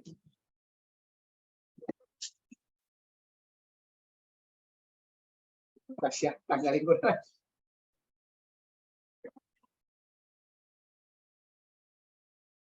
So, nandito yung head part. No? Dito yung head part. Kilikili lang yan. Ganun lang. Pwedeng interlace, pwedeng ganito, pwedeng single, I don't care. As long as you are hitting it 120. Ang bilis ng 120 ay ganito. Yan o. 120 yan. Ang bagong mga AED ngayon, ganito ang marinig. Pip, pip, pip, pip, pip, pip. Yan, 120 yan. Yung 100, pip, pip, pip, pip, pip, pip, pip, pip, pip. Ang 120, pip, pip, pip, pip, pip. Yan. Tapos, habang nagko-compress ka, adequate recoil, compress, adequate recoil, compress, adequate recoil. Okay? Merong ibang style of compression. Ano yan? Compression sa drowning. Drowning case to. Nag-compress ka, bantayan natin na mabilis ka makapag-recovery position. CPR ka, biglang sumuka, pagsukab, hila ka agad, tapos huwag patagalin. Huwag yung ganon isang kamay, lipat isang kamay dito, ganon pa, talikod, huwag. Pag sumuka na yan, bilis, tapik sa likod. Ganon kabilis ang sa drowning. Kasi ang pumupunta sa korte ay ang aspiration of pneumonia. Aspiration of vomitus. Magkakaroon tayo ng aspiration ng pneumonia. No? Aspiration of vomitus. Tinitingnan ng lawyer yun. Another form of CPR, pag maliit ang space, pwede ka mag-stride. Ito yung striding CPR. Ano ako sa pasyente, luho dito, dito. Yan. Striding CPR yan. Kung maliit. Meron tinatawag na low ceiling CPR. Ganito ang low ceiling CPR. Lalo na sa amin, sa helicopter, pag military, low ceiling ito, CPR ito. Yan, low ceiling CPR yan. Hindi siko. Ito, ulna. Itong ulnar edge. Yan. Yan, low ceiling CPR, mababa. So, I can still achieve 2 inches na depth ng CPR. Okay? So, as long, 120. Commit sa 120, even if you give respiration or not, you're doing it right. Better if you will not stop. No? According to Arizona or Badger County, continuous CPR is better than CPR with breathing, mouth to mouth daw. It delays and hindi maganda ang pag-ano ng brain, pag-take ng oxygen sa brain. Okay. Let's go into fibrillation. Defibrillation.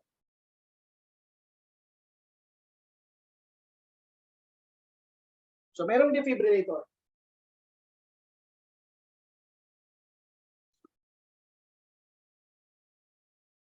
Ang defibrillator ay ginawa siya for layman. Dalawang klaseng defibrillator to put it into function. Merong power at yung isa naman, ang kanyang power ay nasa lead. Pag ganyan mo, unit okay. Check responsiveness. Okay, mga ganyan. So, kanya-kanyang defibrillator. Pero pinakabagang,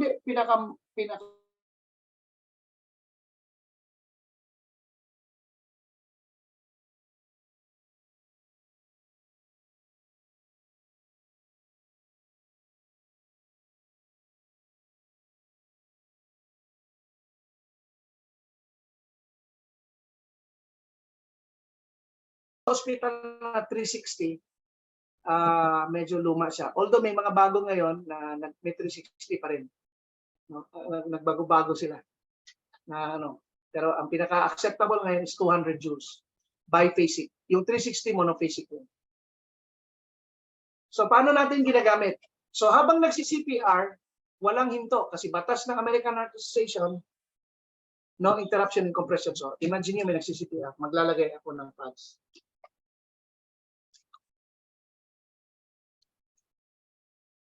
May nagsi-CPR ha. So, yung pads, pag nilalagay mo, may marka. Pag adult, may sternum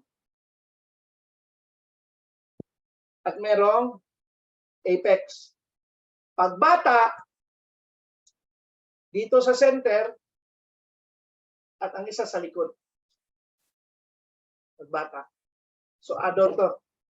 So, paano siya ilalagay na walang interruption? Tuloy-tuloy ka lang. Sa interrupted, walang problema.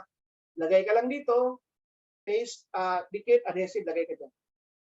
Ngayon, baka malito kayo kasi, kunwari, AED ginagamit ninyo. So, nagsi-CPR na ako, biglang pag-on ng AED, check responsiveness. Alam nga naman, hihinto kayo mag-check responsiveness. Huwag niyo nang pansinin si check responsiveness. Okay? Open patient. Bare chest. Nakapagsimula na kayo eh. Yun lang, pwede mo, kung nag-CPR ka, tapos may damit pa,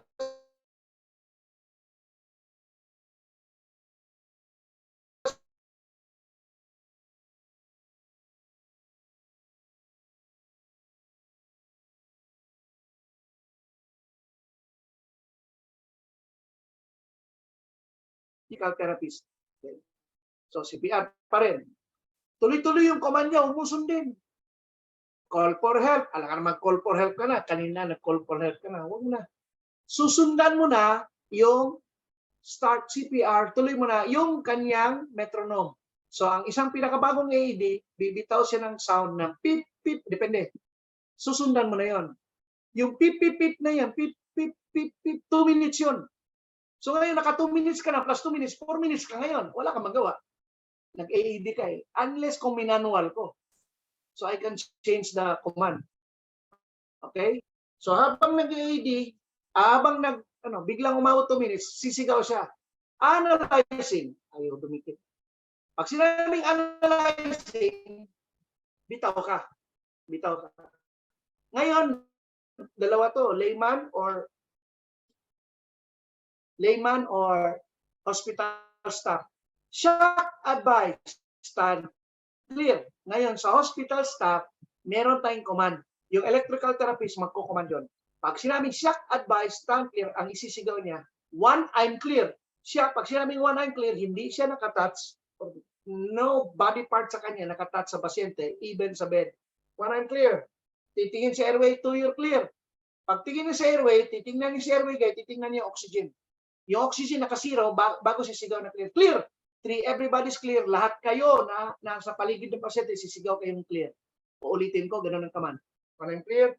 2, you're clear. Sisigaw si airway, clear. 3, everybody's clear. Sigaw lahat, pati si airway, clear. Pindot dito sa pula, it's either yung defibrillation button is heart or lightning. Usually, it's color red at usually, it has light. Pag pindot, gaganon yung pasyente. Gaganon siya. Shock given. Check responsiveness. Check mo ngayon ang pulse. Or shock given. Continue CPR. CPR ka. Yan ang AED. Tapos paulit-ulit lang siya every 2 minutes. Analyze. What item is non-shockable written? Non-shockable written. Mamaya malalaman niyo siya activity. Anong command ni AED?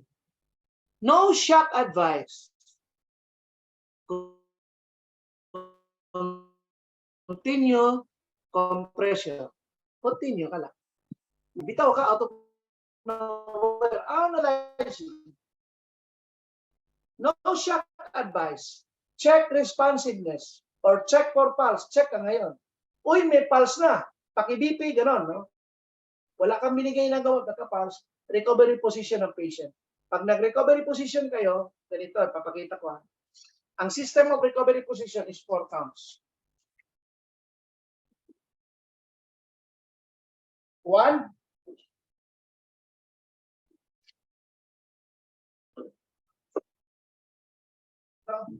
1,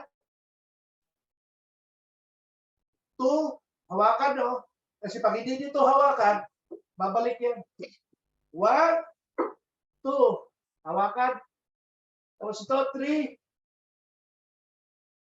and 4. Ang purpose dito, para hindi susubsob ang mukha ng tao. Okay? Sinaside natin, post-seizure, post-arrest, nag-return to spontaneous circulation, ganon, para lumabas ang secretion sa bibig at hindi ma-aspirate. So, yun yung mechanism doon. Yan yung mechanics niya. Okay? Sa hospital, hindi. Bit kagad sa ICU kasi kailangan airway. Kasi sa bagong patakaran ng ACLS, airway kagad, advanced airway, whether endotracheal tube or supraglottic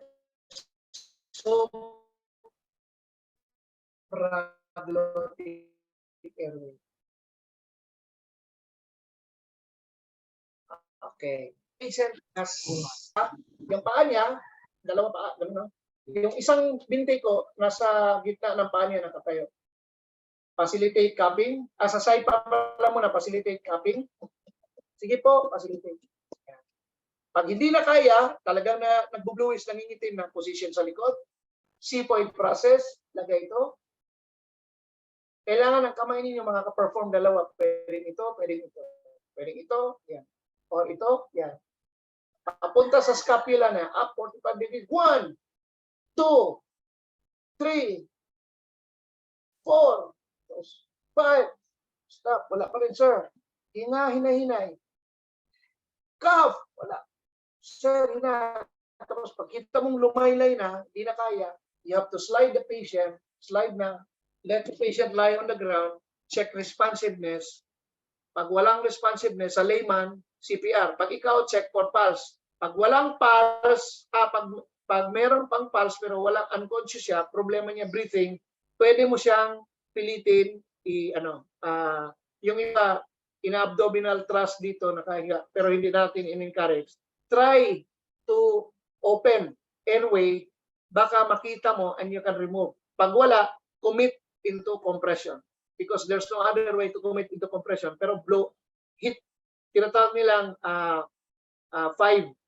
So, compress ko, bantayan ko gulo. 1, 2, 3, 4, 5. Tingnan ko kung lumabas. Okay? Wala pa. Ulit. Pag lumabas, scoop. Recovery position, bring that to the hospital. Anything na natanggalan ng hearing sa lalamunan, pero partly nag-unconscious, bring that to the hospital kasi baka makaroon tayo ng ARDS, Adult Respiratory Distress Syndrome, because of laryngospasm dahil na-irritate ang larynx at nag-laryngospasm siya. It's like drowning. Pag nakabuhay kayo ng drowning, obligatory hospital yan. I-clear natin. Kasi dati, ang sinusunod natin, Utstein style. No? I'm very sorry, ang Pilipinas, wala pang sinusunod na gano'n. Utstein style. No? Sabi ko sa inyo, antiquated tayo. Pasiga-siga tayo, pero antiquated. Very, very funny. Paano ko nalaman? Napapahiya ako sa ibang bansa. Kasi lagi ako sa abroad, napapahiya ako na wala tayo sa wala tayo sa ere. Tapos tayo pa yung, we are like geniuses playing around. Yan. So, basic life support again is just you have to follow the sequence of the chain of survival. And when you call for help, I'm not so particular with doctors and nurses nandito. Kasi meron tayong lisensya. Doon na ako medyo worried sa mga non-doctors, non-nurses na walang PRC. Meron akong style pa sa kanila. Then compress. When you doubt, you compress. Nag-doubt ka, compress ka lang. Sa likod ng sasakyan, compress. Kasi ang magic lang talaga dyan is compression. Good compression. Now, if you have defibrillation, laro ng dalawa yan. Parang ako, may sarili akong defibrillator. Kaya nung nagka-problema yung mother-in-law ko, nabuhay ng mga anak ko. Sipin mo, mga anak ko, they are still in school, no? Nabuhay nila. I have oxygen, defibrillator, kompleto ako sa bahay. I'm like, I have an ICU. And the good thing there is, my kids, they know what to do. Kaya, ayun. Because I have my own defib. And these are not rocket science. You can even check it in the internet. Sa induction, I cannot teach, pero kung meron kayong Narcan, squeeze buong drugs, maramdaman mo merong bigat. Pag i-second squeeze mo siya, wala na, parang mag-ano siya, wala nang laman yun. Okay. What else? Bagging. Yeah. Kailangan magaling mag-bag. Sakto yung CNE. Good clamp. So, that's the whole package of your basic life support. Ang interim guidelines lang is don't start CPR unless the patient is covered with mask from the valve. Okay.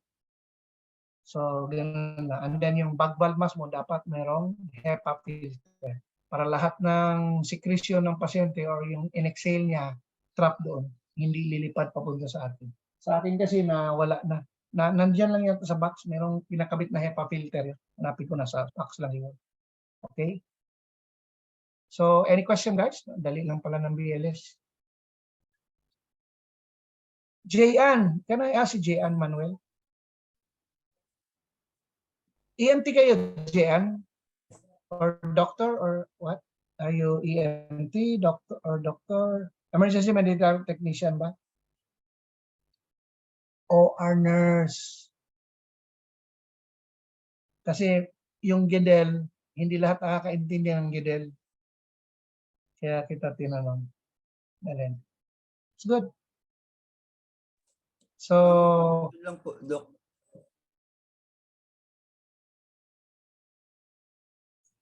yeah, any question? Yeah, go ahead.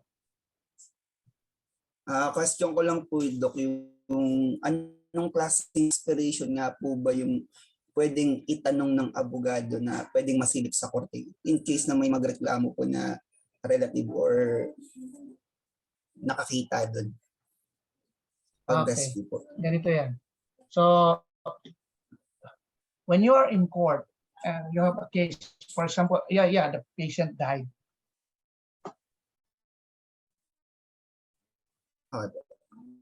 So, you will go to court, you will be summoned. And there are things that they'll ask you. What? Anong klaseng tubig?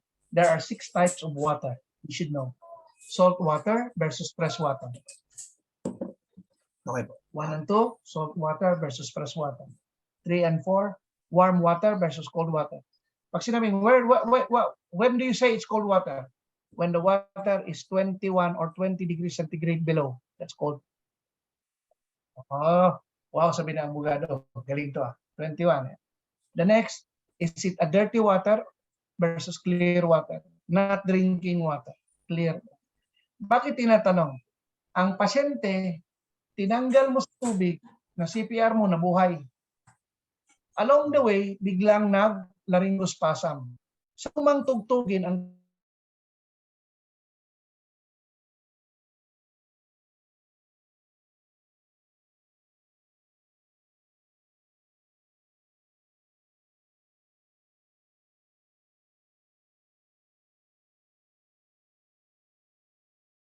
by virtue of asphyxiation. By the way, guys, mute lang po. By the way, guys, when you drown, tanggalin niyo sa inyong kaisipan na ang baga ay napuno ng tubig. Hindi po ganun. Ang drowning episode, pagpasok ng tubig na inhale ng baga, ang larynx mo magsi-shut down. Sasara yan. There is only one thing nagsara ang larynx. Pag lumunok ka. All throughout sa buhay mo, open yan. Pag lumunok ka, magsasara. It only partially closes when you sing high note, mga operata. Ganun, partly close yan. Tapos, or open yan pag mga Ted Pylon, no? Ito po si Ted Pylon, yan. Mga bass, open yan. Pag operata, ganun, halos close yan. To produce the sound. The larynx helps produce the sound. Our lips, our tongue, our teeth produces the words ta, ta, ta, ba, ba, ba. But the sound comes from the larynx. Yan. Pag meron kang laryngitis, hindi ka makasalita. kasi hindi siya naglalaro. Okay, naintindihan? But it's a smooth muscle, ladies and gentlemen, but it is deadly once you know how to do karate. Boom! Tinira mo yun dito, laryngos pasa mo. Kaya one way to neutralize them is hit the hit. Yan, pwede. Sa lunod, ayan nangyari. Kailan mas may laring, kailan maka-asphyxia?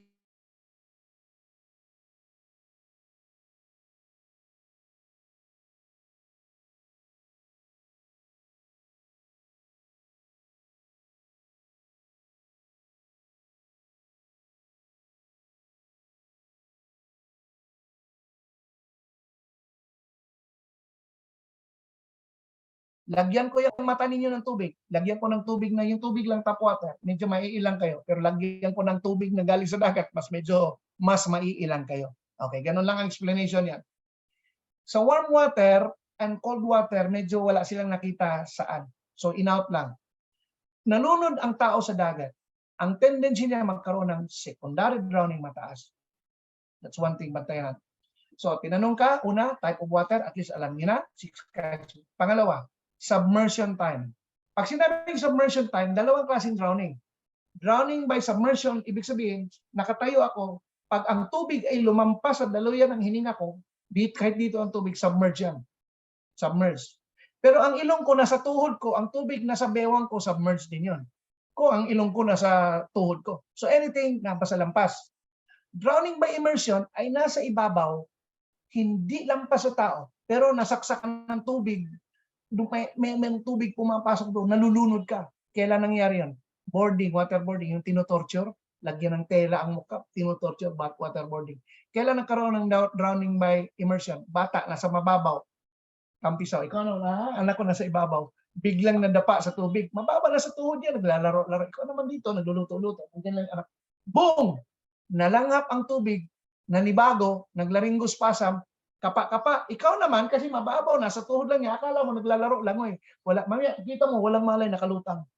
They still call it drowning by immersion. Kasi wala sa under the water. Nagsara siya because there was a freak air entry that creates a freak response of your larynx. So, ilang minuto siya nasa submerged under the water, assuming by standards claim 5 minutes.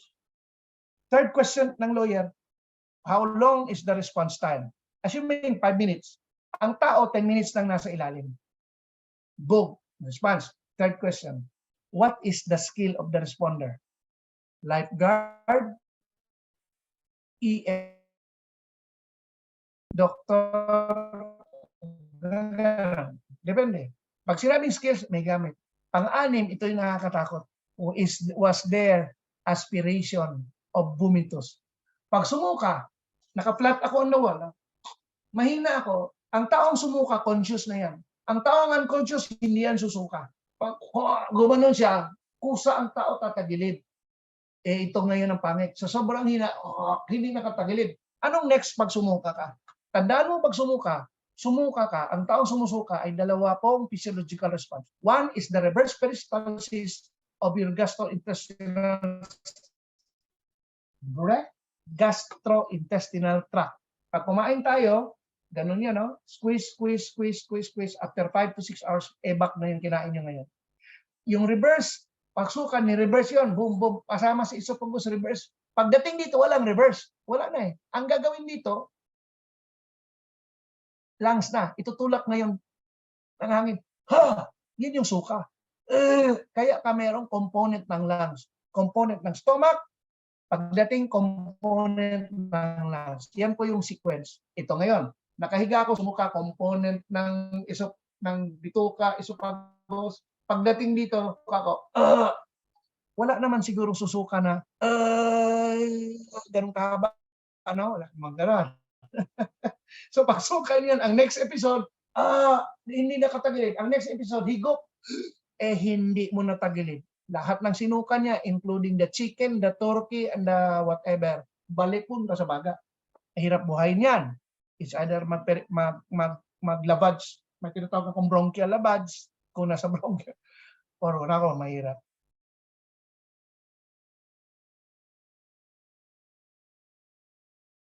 Sa autopsy, may nakita ang mga particles doon na vomitus, patay ka ngayon.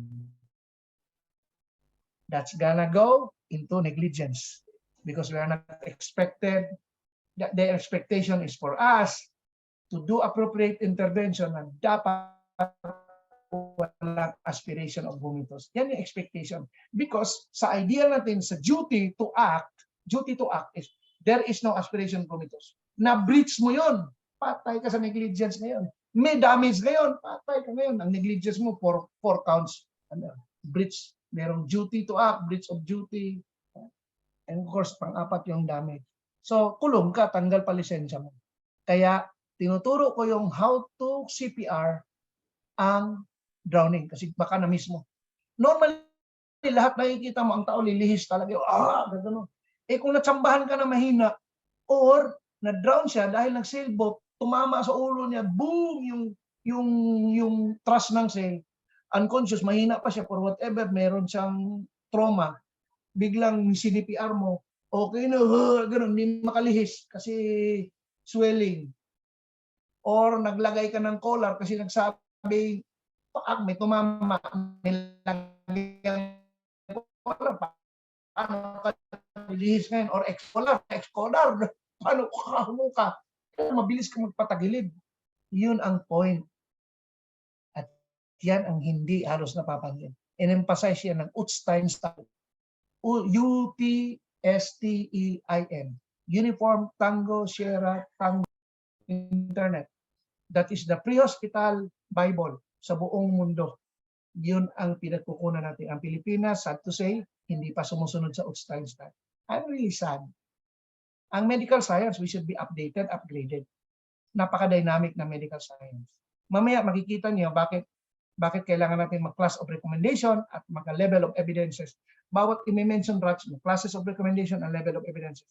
Kasi po, tayo ay EBM, evidence-based medicine. I-remove the EBM, tayo lahat ay Marites.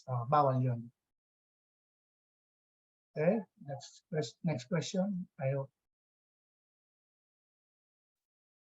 Gusto ko talaga yeah. So, in running case, merong pathophysiological component. Pag nalunod ka sa tabang, hemodilution yun. So, mag-hematocrit ako, makikita mo, may pagbaba. Tawag nito. Natin hematocrit. Anyway, basta mag-hemodilution ka. Pag seawater ka malunod, makikita mo, meron kang mga pulmonary edema by virtue of oncotic pressure, the difference. Pero management pareho lang yan. Drowning is drowning, except gaano ka ka-aggressive at gaano ka ka-invasive. Kaya pag ikaw ay na-in charge doon sa area na kung saan may dive sa aquatic emergency, talagang advanced airway capable ka. Ibig sabihin, meron kang endotracheal supraglottic para ma-wave mo yung laryngospasm. Tsak, tube ka kaagad. Wala nang maraming drawing dyan.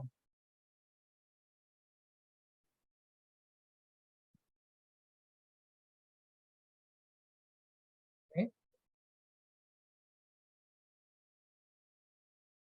Kailan tayo mag-CPR? Start CPR kaagad. Kailan mag-defibrillate? Tubig. Yan ang problema. Linis ka ng platform, i-dry mo to. Pag na-dry lang to, malalaro na. Pag na-dry na to, basta importante dry na to, malalaro mo na yung AED mo. Kahit hindi pa to dry, okay lang yan. Pero ang pasyente, kung nasa rubber boat, naabutan mo sa rubber, kunwari, nurse, event nurse ka sa Karamuan, or event medic for whatever it is. Merong aquatic event. Importante yung platform ng pasyente mo dry yun. Or else, ang AED mo hindi makakabasa ng maayos. Bakit? Tayo po ay conductor. Tingnan niya, ikaw, ako ay conductor. Bakit? 70% of our body is fluid. Our fluid is ionized, di ba? Ano yung mga ions? Potassium, sodium, di ba? May mga cation ion sa cation ion. These are elements, I'll call it the general term for elements that can attract electricity. the skin actually is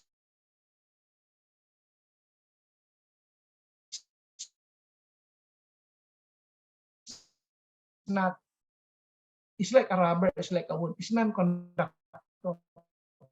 We become conductor because the 70% of our water, water is ang cells ng tubig, by virtue na buhay ka,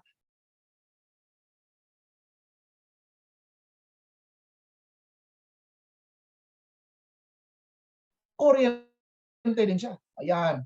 Bakit? Because of water. I-remove water. Kunwari, pag i-remove ko buong water sa katawan, buhay pa rin ako. Isaksa ko yan sa 220, hindi ka mamamatay. Kasi our tissue is non-conductor. We just become conductor because of the presence of water, and the water has electrolytes.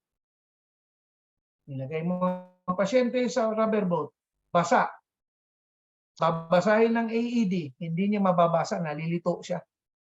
Kasi ang electricity mo, punta rin sa kanya. Nagpapalitan kayo. No, without you knowing it. May electricity lahat yan, tayo. Yan. Nalilito si AED. Kung worst case scenario, kung ano, inabasa niya sa kabol for whatever it is. Pag sinyak mo siya, push-shock ka rin, magugulanta ka. Saan galing yung electricity? Nakaapak ka sa tubig, dadaan din yun. Although it's 20 volts lang naman, pero sisipa pa rin yun. No? Ayan.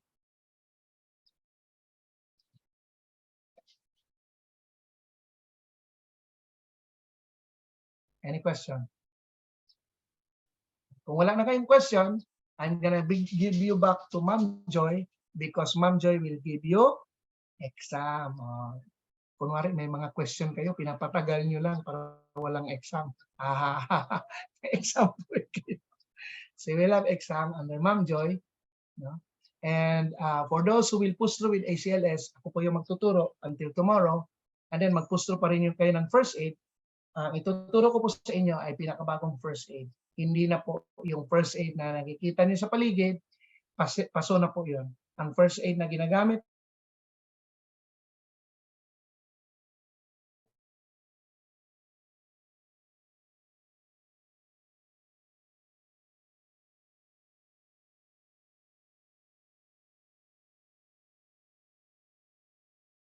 will understand the BLS primary pag idudugtong natin sa ACLS. Paano itutulay yung taong nag-down? ACLS mode, mag-ACLS mode. Kailan tayo magsasabing ACLS na to? So you will know that this 1 p.m. during our ACLS session. So lecture lang ako mamaya, and then partly tomorrow lecture, and then magde-demo na ako paano ginagawa yung ACLS code blue. Para dyan sa ospital, hikayatin ko kayo paano kayo magda-dry run. Kailangan magda-dry run. Anyway, I'll explain tomorrow the essence why we need to have a dry run. Okay? So if you don't have any question, I wish you the best. I will not say good luck because I don't believe in luck. I believe in determination, persistence, perseverance, and we can make it. Luck is chamba. Hindi pwedeng chamba. So I wish you the best and see you this 1 p.m. or 1300 hours. Thank you so much po.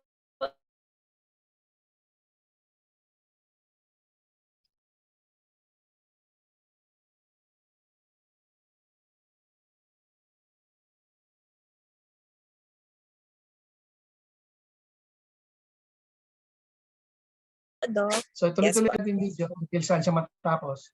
And then along the way, kasi yung video natin medyo may luma na, but it does not mean hindi siya nagamit.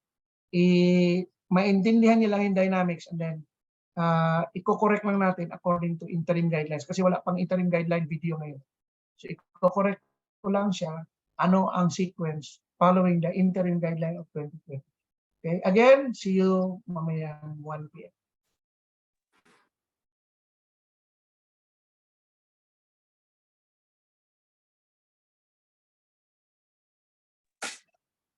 Hello po. Nasa meeting chat na po yung BLS exam. You can take your exam na po.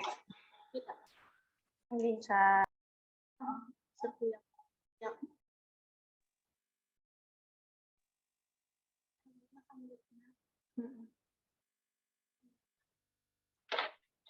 Ito, Irene. Tagalog.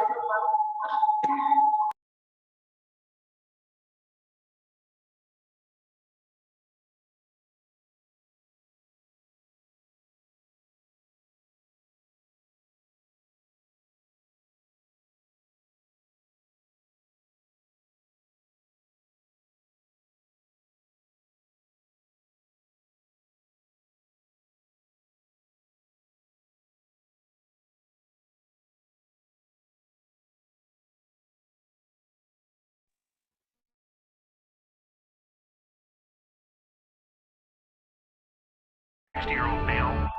My unit CPR is in progress. Copy. CPR in progress. Go ahead and set your phone down, put me on speaker. Hold on. Okay, can you hear me? Yes. Okay, let's get him flat on his back. I'm going to tell you how to do CPR. Okay, I want you to put one hand on top of the other, right in the center of his chest. Okay. We're going to pump the chest hard and fast, at least 2 times per second and 2 inches deep.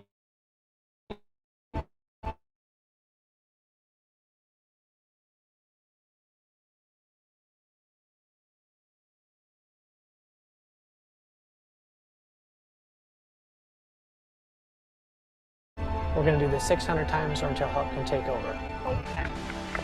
Cardiac arrest is the loss of the heart's ability to pump blood through the body. The most dramatic occurrence, sudden cardiac arrest, can happen anywhere with little or no warning. Victims unexpectedly collapse. Breathing stops.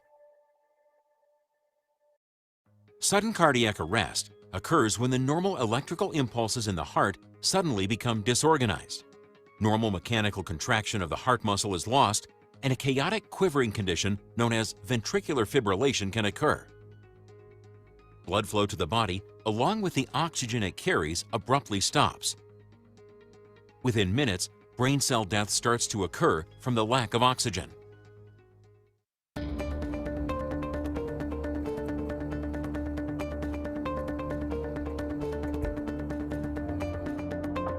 Fire department! In here! We're in here! Hurry! Okay, I'm in here. Okay, thank you. Sir, are you okay?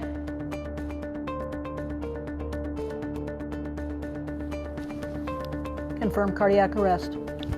Cardiopulmonary resuscitation, or CPR, is the immediate treatment for a suspected cardiac arrest.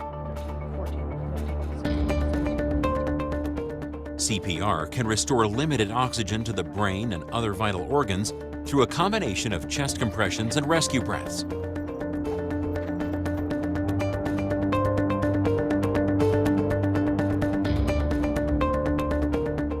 However, CPR alone is not enough.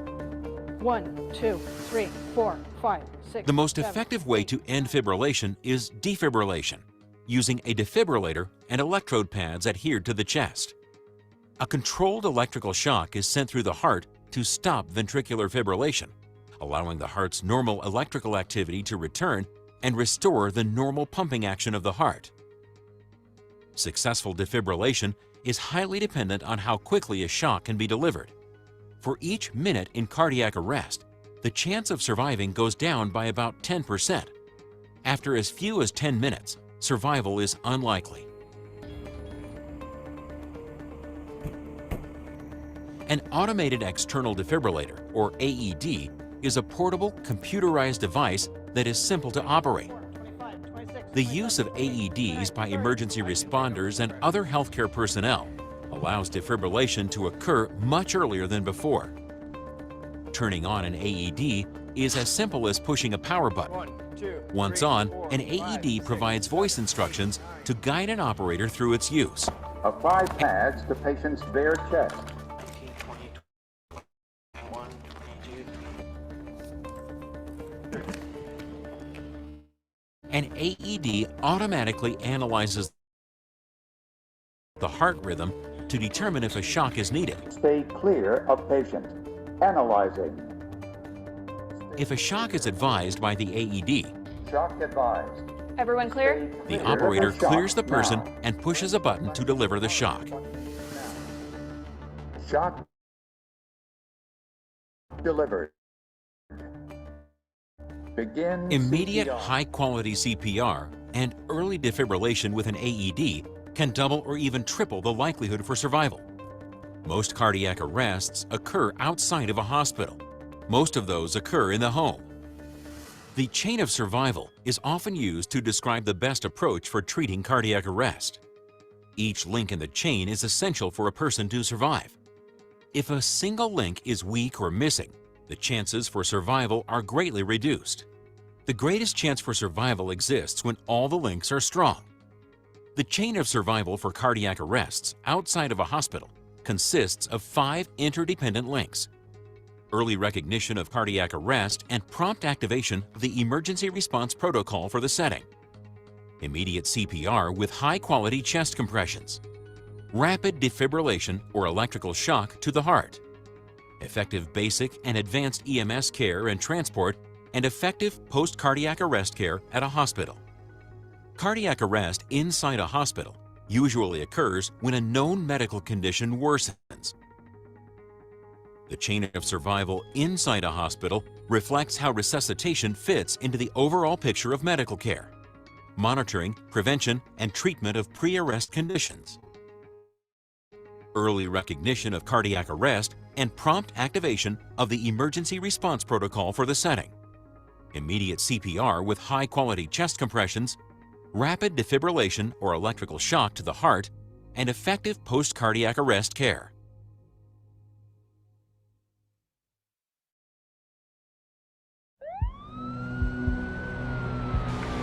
Engine 2312, dispatch.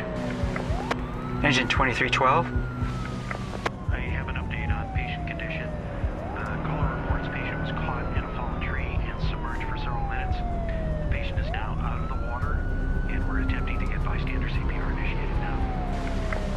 Copy, dispatch. Engine 2312. On scene now. Copy 2312 on scene.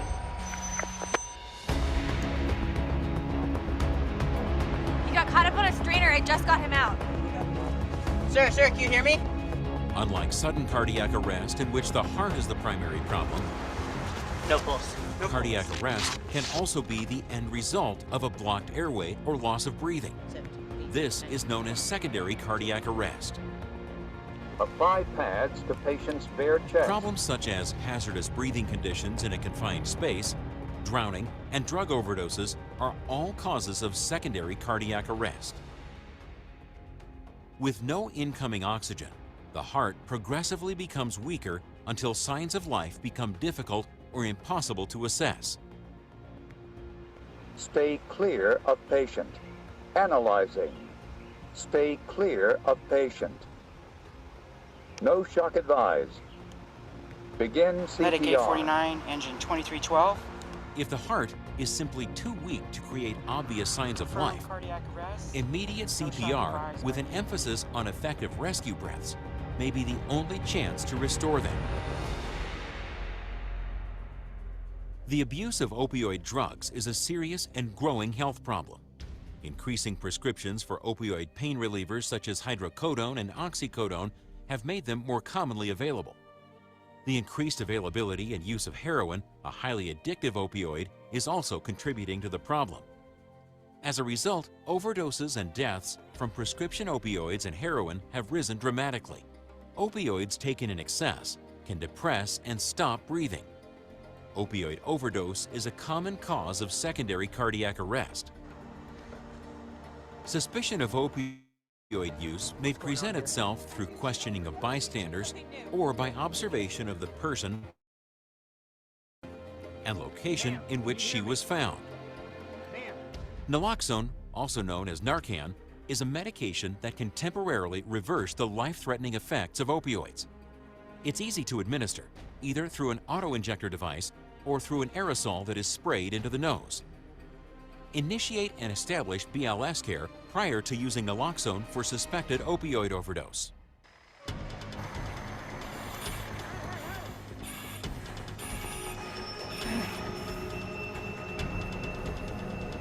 Can you hear me? Hello? Hello?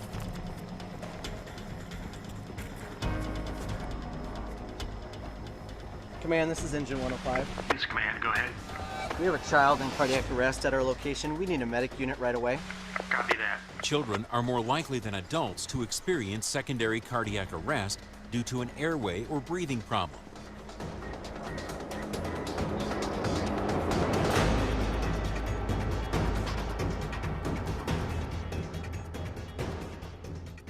When describing age groups in relation to CPR, an infant is younger than 1 year of age. A child is 1 year of age until the onset of puberty. Puberty can be identified by breast development in females and the presence of armpit hair in males. A person is considered an adult after the onset of puberty. The chain of survival for children and infants emphasizes prevention and giving effective rescue breaths as part of CPR. Prevention of airway and breathing emergencies. Early CPR with an emphasis on effective rescue breaths, and if needed, defibrillation with an AED. Prompt activation of the emergency response protocol for the setting. Effective basic and advanced EMS care and transport, and effective post-cardiac arrest care at a hospital.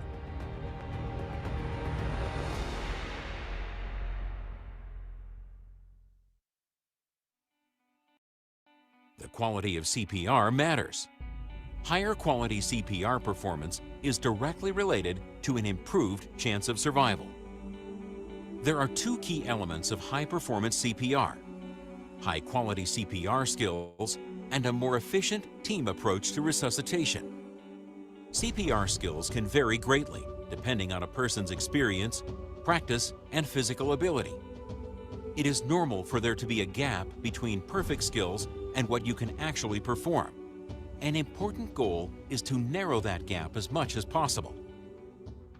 High-quality CPR skills include beginning CPR compressions within 10 seconds of determining cardiac arrest, compressing fast at a rate of 100 to 120 times per minute, compressing hard at least 2 inches on an adult and at least 1/3 the depth of the chest for children and infants, allowing for complete chest recoil at the top of each compression, minimizing interruptions to compressions, giving effective rescue breaths that create a visible chest rise, and avoiding excessive air on rescue breaths.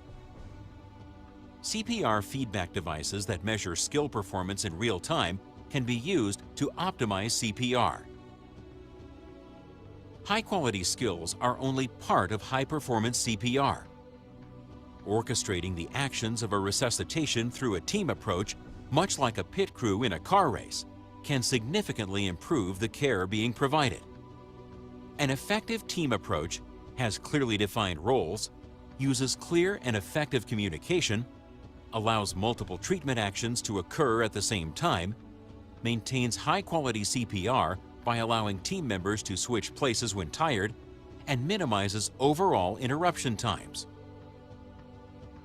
The only way to develop a high-performance CPR approach is through ongoing commitment and practice.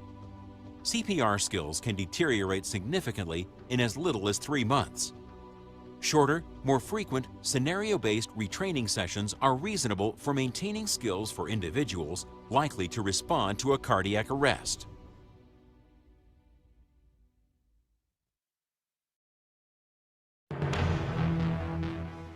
Emergency situations often present hazards to your safety and health. He's over there. He was mixing chemicals and fell. Okay. Your personal safety is the highest priority, even before the safety of an ill or injured person. Go and get hazmat on. Tell them we got 1 man down. There's an unknown chemical. Putting yourself in danger to help someone can make the situation worse. Always pause for a moment before approaching. Look for obvious hazards. Consider the possibility of hidden dangers. If the scene is not safe, do not enter it until hazards have been minimized or eliminated. When caring for someone, you can be exposed to blood or other potentially infectious body fluids. While the risk of contracting a disease is very low, you must take measures to reduce exposure. The most common infection bloodborne diseases and pathogens include hepatitis B, hepatitis C, and HIV, the virus that causes AIDS. Standard precautions is a set of protective practices used when providing care, whether or not an infection is suspected. Personal protective equipment, or PPE, describes protective barriers worn to prevent exposure to infectious diseases. Reducing exposure lowers the chance of infection. Disposable gloves are the most commonly used barrier. Make sure they are readily available and always use them. To prevent direct contact, use a CPR mask with a one-way valve when giving rescue breaths, or a bag mask device to prevent direct mouth-to-mouth contact. Unprotected mouth-to-mouth rescue breaths should not be given by emergency response personnel. BLS providers and the locations in which they work vary. So does the way in which they activate a response for higher levels of care. Activation is typically defined by emergency response protocol. A BLS provider or member of a workplace emergency response team may radio a centralized communication person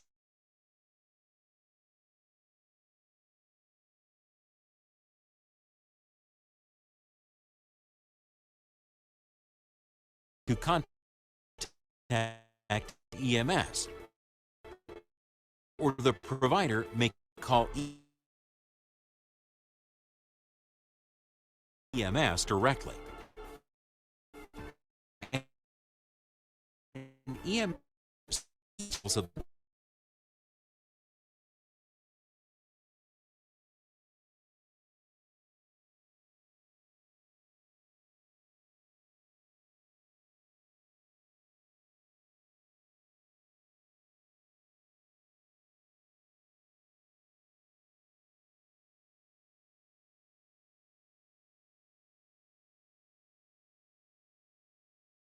equipment will to operate.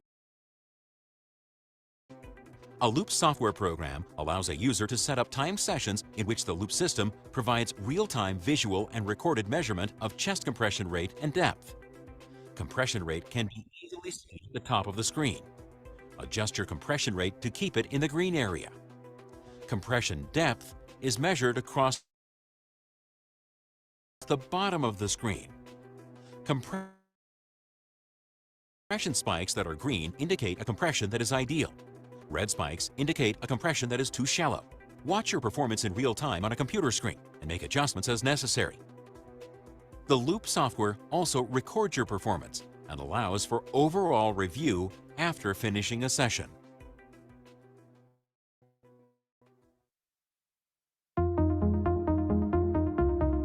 There are basic CPR skills used to provide the most effective approach to cardiac arrest.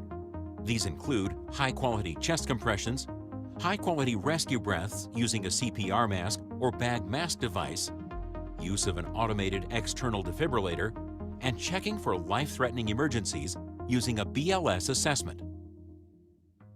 External compression of the chest increases pressure inside the chest and directly compresses the heart, forcing blood to move from the chest to the lungs, heart, brain, and the rest of the body. To perform proper compressions, the person needs to be positioned on his or her back on a flat, firm surface. Kneel close to the side of the person. Place the heel of one hand on the center of the chest on the lower half of the breastbone. Place the heel of your other hand on top of and parallel to the first. Bring your body up and over the chest so your shoulders are directly above your hands. Bending at the waist, use your upper body weight to push straight down to a depth of at least 2 inches. Lift your weight and allow the chest to fully return to its normal position. Move immediately into the downstroke of the next compression. Focus on high-quality techniques. Compress deeply more than 2 inches. It is likely you will not compress deep enough. While injury could occur from deeper compressions, do not let the fear of this affect compression depth. Compress fast, between 100 and 120 times per minute. Do not let a higher compression speed result in a shallower compression depth. Do not lean on the chest between compressions. Blood pressure is created and maintained with ongoing compressions. When compressions stop, pressure is quickly lost and has to be slowly built up again. Allow the chest wall to fully recoil or rebound at the top of each compression. Minimize interruptions when doing compressions. When compressing properly, you may hear and feel changes in the chest wall. This is normal. Forceful external chest compressions may cause chest injury, but are critical if the person is to survive. Reassess your hand positioning and continue compressions. As an alternative approach, you can grasp the wrist of one hand with the other when it is difficult to compress with the heels of both hands.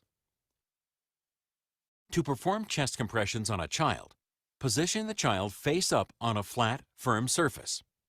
Place the heel of one hand on the lower half of the breastbone, just above the point where the ribs meet.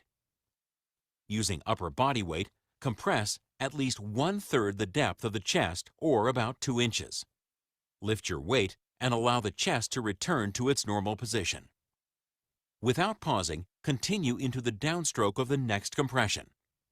Continue compressing at a rate of 100 to 120 compressions per minute.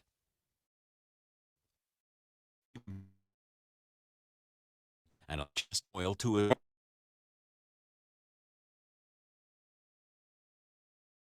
top of each compression. Compression tiring. If needed, use 2 hands to perform compressions. To perform chest compressions on an infant, position the infant's chest, or about 1 1/2 inches. Allow the chest to return to its normal position without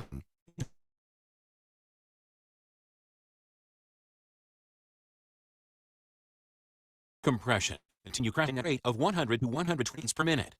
Remember, and deep, and allow the chest to recoil to its normal position at the top of each compression. When doing chest compressions with 2 or more providers, encircle the sides of the chest with your hands and use your thumb tips to compress the lower third of the breastbone.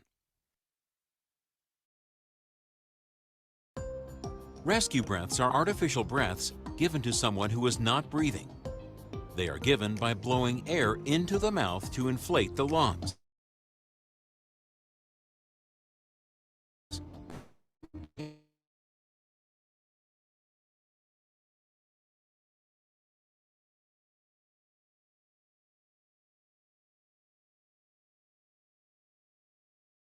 Breaths, you need to make sure there is an open airway. The airway is the only path for getting air into the lungs. A responsive person can lose muscle tone. Flat on his or her back, the base of the tongue can relax and obstruct the airway. This is the most common cause of a blocked airway. The tongue is attached to the lower jaw. Lifting the jaw forward pulls the tongue away from the back of the throat and opens the airway. You can open a person's airway by using the head tilt chin lift technique. Place one hand on the forehead. Place the fingertips of your other hand under the bony part of the chin. Apply firm backward pressure on the forehead while lifting the chin upward. This will tilt the head back and move the jaw forward. Maintain the head tilt with your hand on the forehead. Leave the mouth slightly open. Avoid pressing into the soft tissue of the chin with your fingers, as this can also obstruct the airway. Even though the risk is very low, as a BLS provider, use a protective barrier such as a CPR mask when giving rescue breaths to minimize your exposure to infectious disease. Before using a CPR mask, quickly inspect it to make sure the one-way valve is in place. Place the mask flat on the person's face with the top of it over the bridge of the nose. Use your thumb and forefinger to provide uniform pressure around the top of the mask. Use the thumb of your hand lifting the chin to control the bottom. Tilt the head and lift the chin to open the airway. Lift the face up into the mask to create an airtight seal. Air to create a visible rise of the chest, but no more. Additional air is unnecessary. Remove your mouth and let the person exhale completely after each breath. Take a fresh breath between delivering breaths. If you remove your hands from the head, the airway will close again. It is necessary to open the airway each time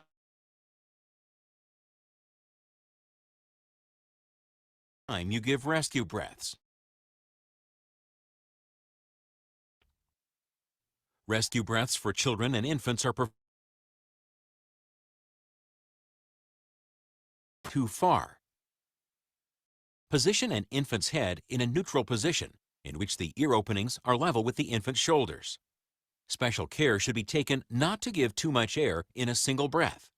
Provide only enough air to make the chest visibly rise, but no more. The jaw thrust is a convenient airway technique, especially when working in a team or when using a bag mask device. Position yourself above the head of the person. Place the mask flat on the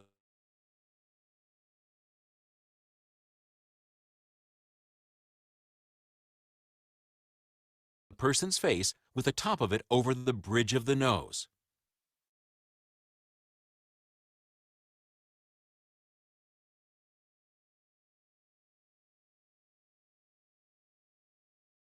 Your thumbs and heels of your hands along the sides of the mask to mask again upward and into the mask.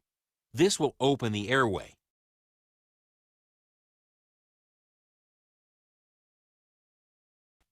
Blow through the valve opening to deliver breaths.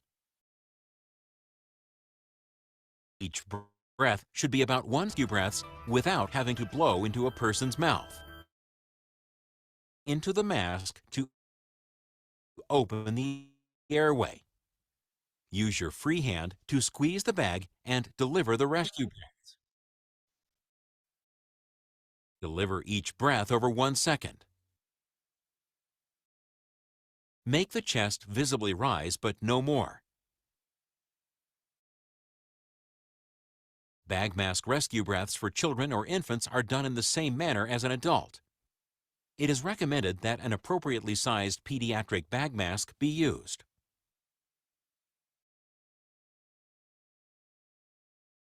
When caring for someone who is seriously injured, establishing an open airway is a higher priority than protecting a possible injury to the spine. Without a patent airway, a person will not survive regardless of injury. When the potential for a neck injury exists, a jaw thrust without head tilt can be used to open the airway. Position yourself above the head of the person. Place the mask flat on the person's face with the top of it over the bridge of the nose.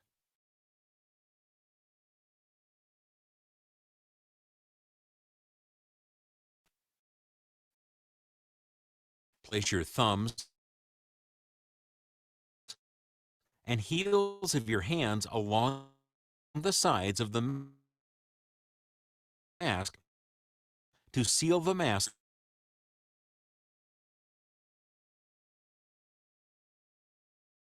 under the angles of the jaw, just with head tilt, or the head tilt chin lift technique instead, even if neck. Establish an airway for a person to survive. Mrs. Williamson collapsed in the treatment room. Activate EMS.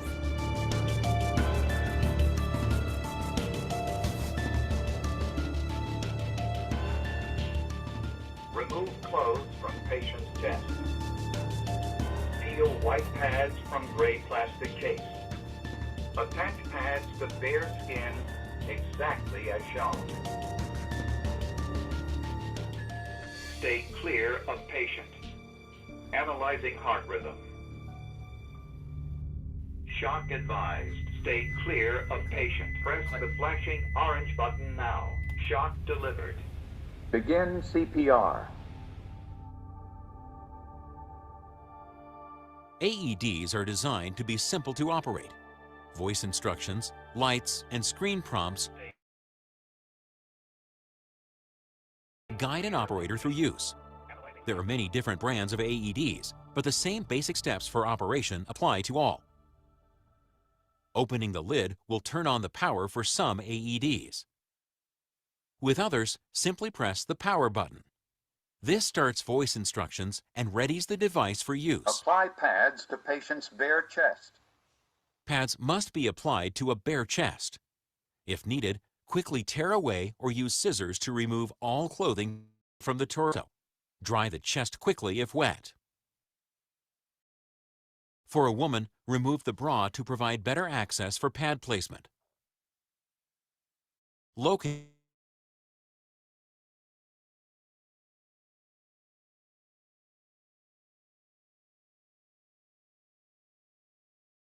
and pull out the defibrillation pads. The pads have pictures on them.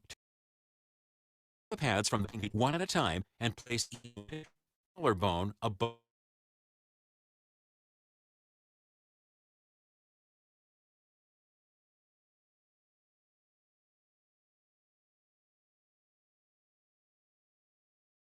of the nipple and beside the breastbone. Place the other pad lower on the left side over the ribs and a few inches. No one is touching the person. If defibrillation is advised, the AED will begin to charge for shock delivery. Shock advised. Stay clear of patient. Deliver shock now. Quickly look to make sure no one, including you, is in contact with the person before delivering the shock. For most AEDs, a button is pressed to deliver the shock. Delivered. Once a shock has been delivered, immediately resume CPR, starting with chest compressions. In cases when a shock is not indicated by the AED, No shock advised. immediately resume CPR. AEDs are also designed to detect problems during use and guide you through corrective actions. Press pads firmly to patient's bare skin. If a troubleshooting message occurs at any time, Insert connector firmly. stay calm. Follow the AED's voice instructions. Cardiac arrests involving children are likely caused by the initial loss of the airway or breathing. High-quality CPR with effective rescue breaths may be the only treatment required for successful resuscitation. However, conditions can occur for which defibrillation of a child or infant is warranted.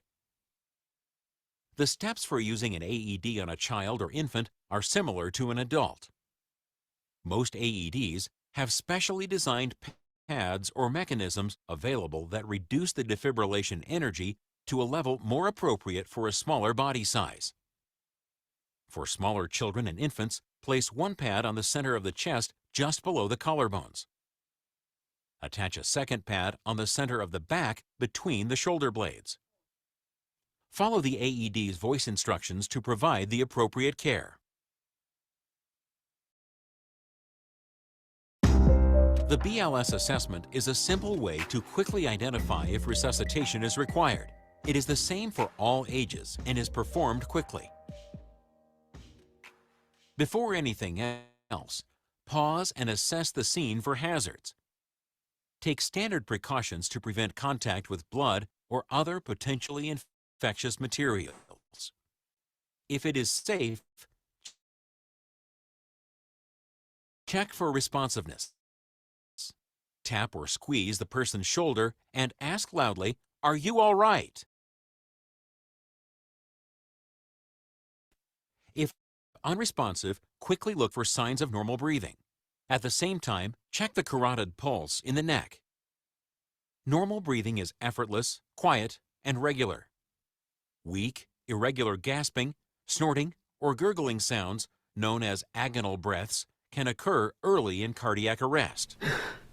These actions provide no usable oxygen. This is not normal breathing. For an adult, check the carotid pulse in the neck. Locate the bony Adam's apple with your fingers, slide them into the groove between the windpipe and the muscle on the side of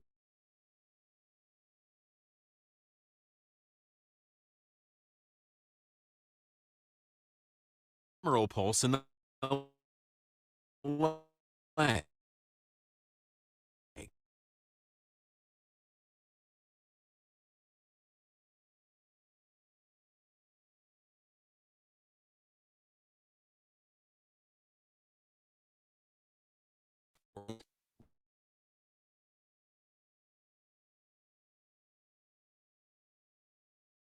take at least 5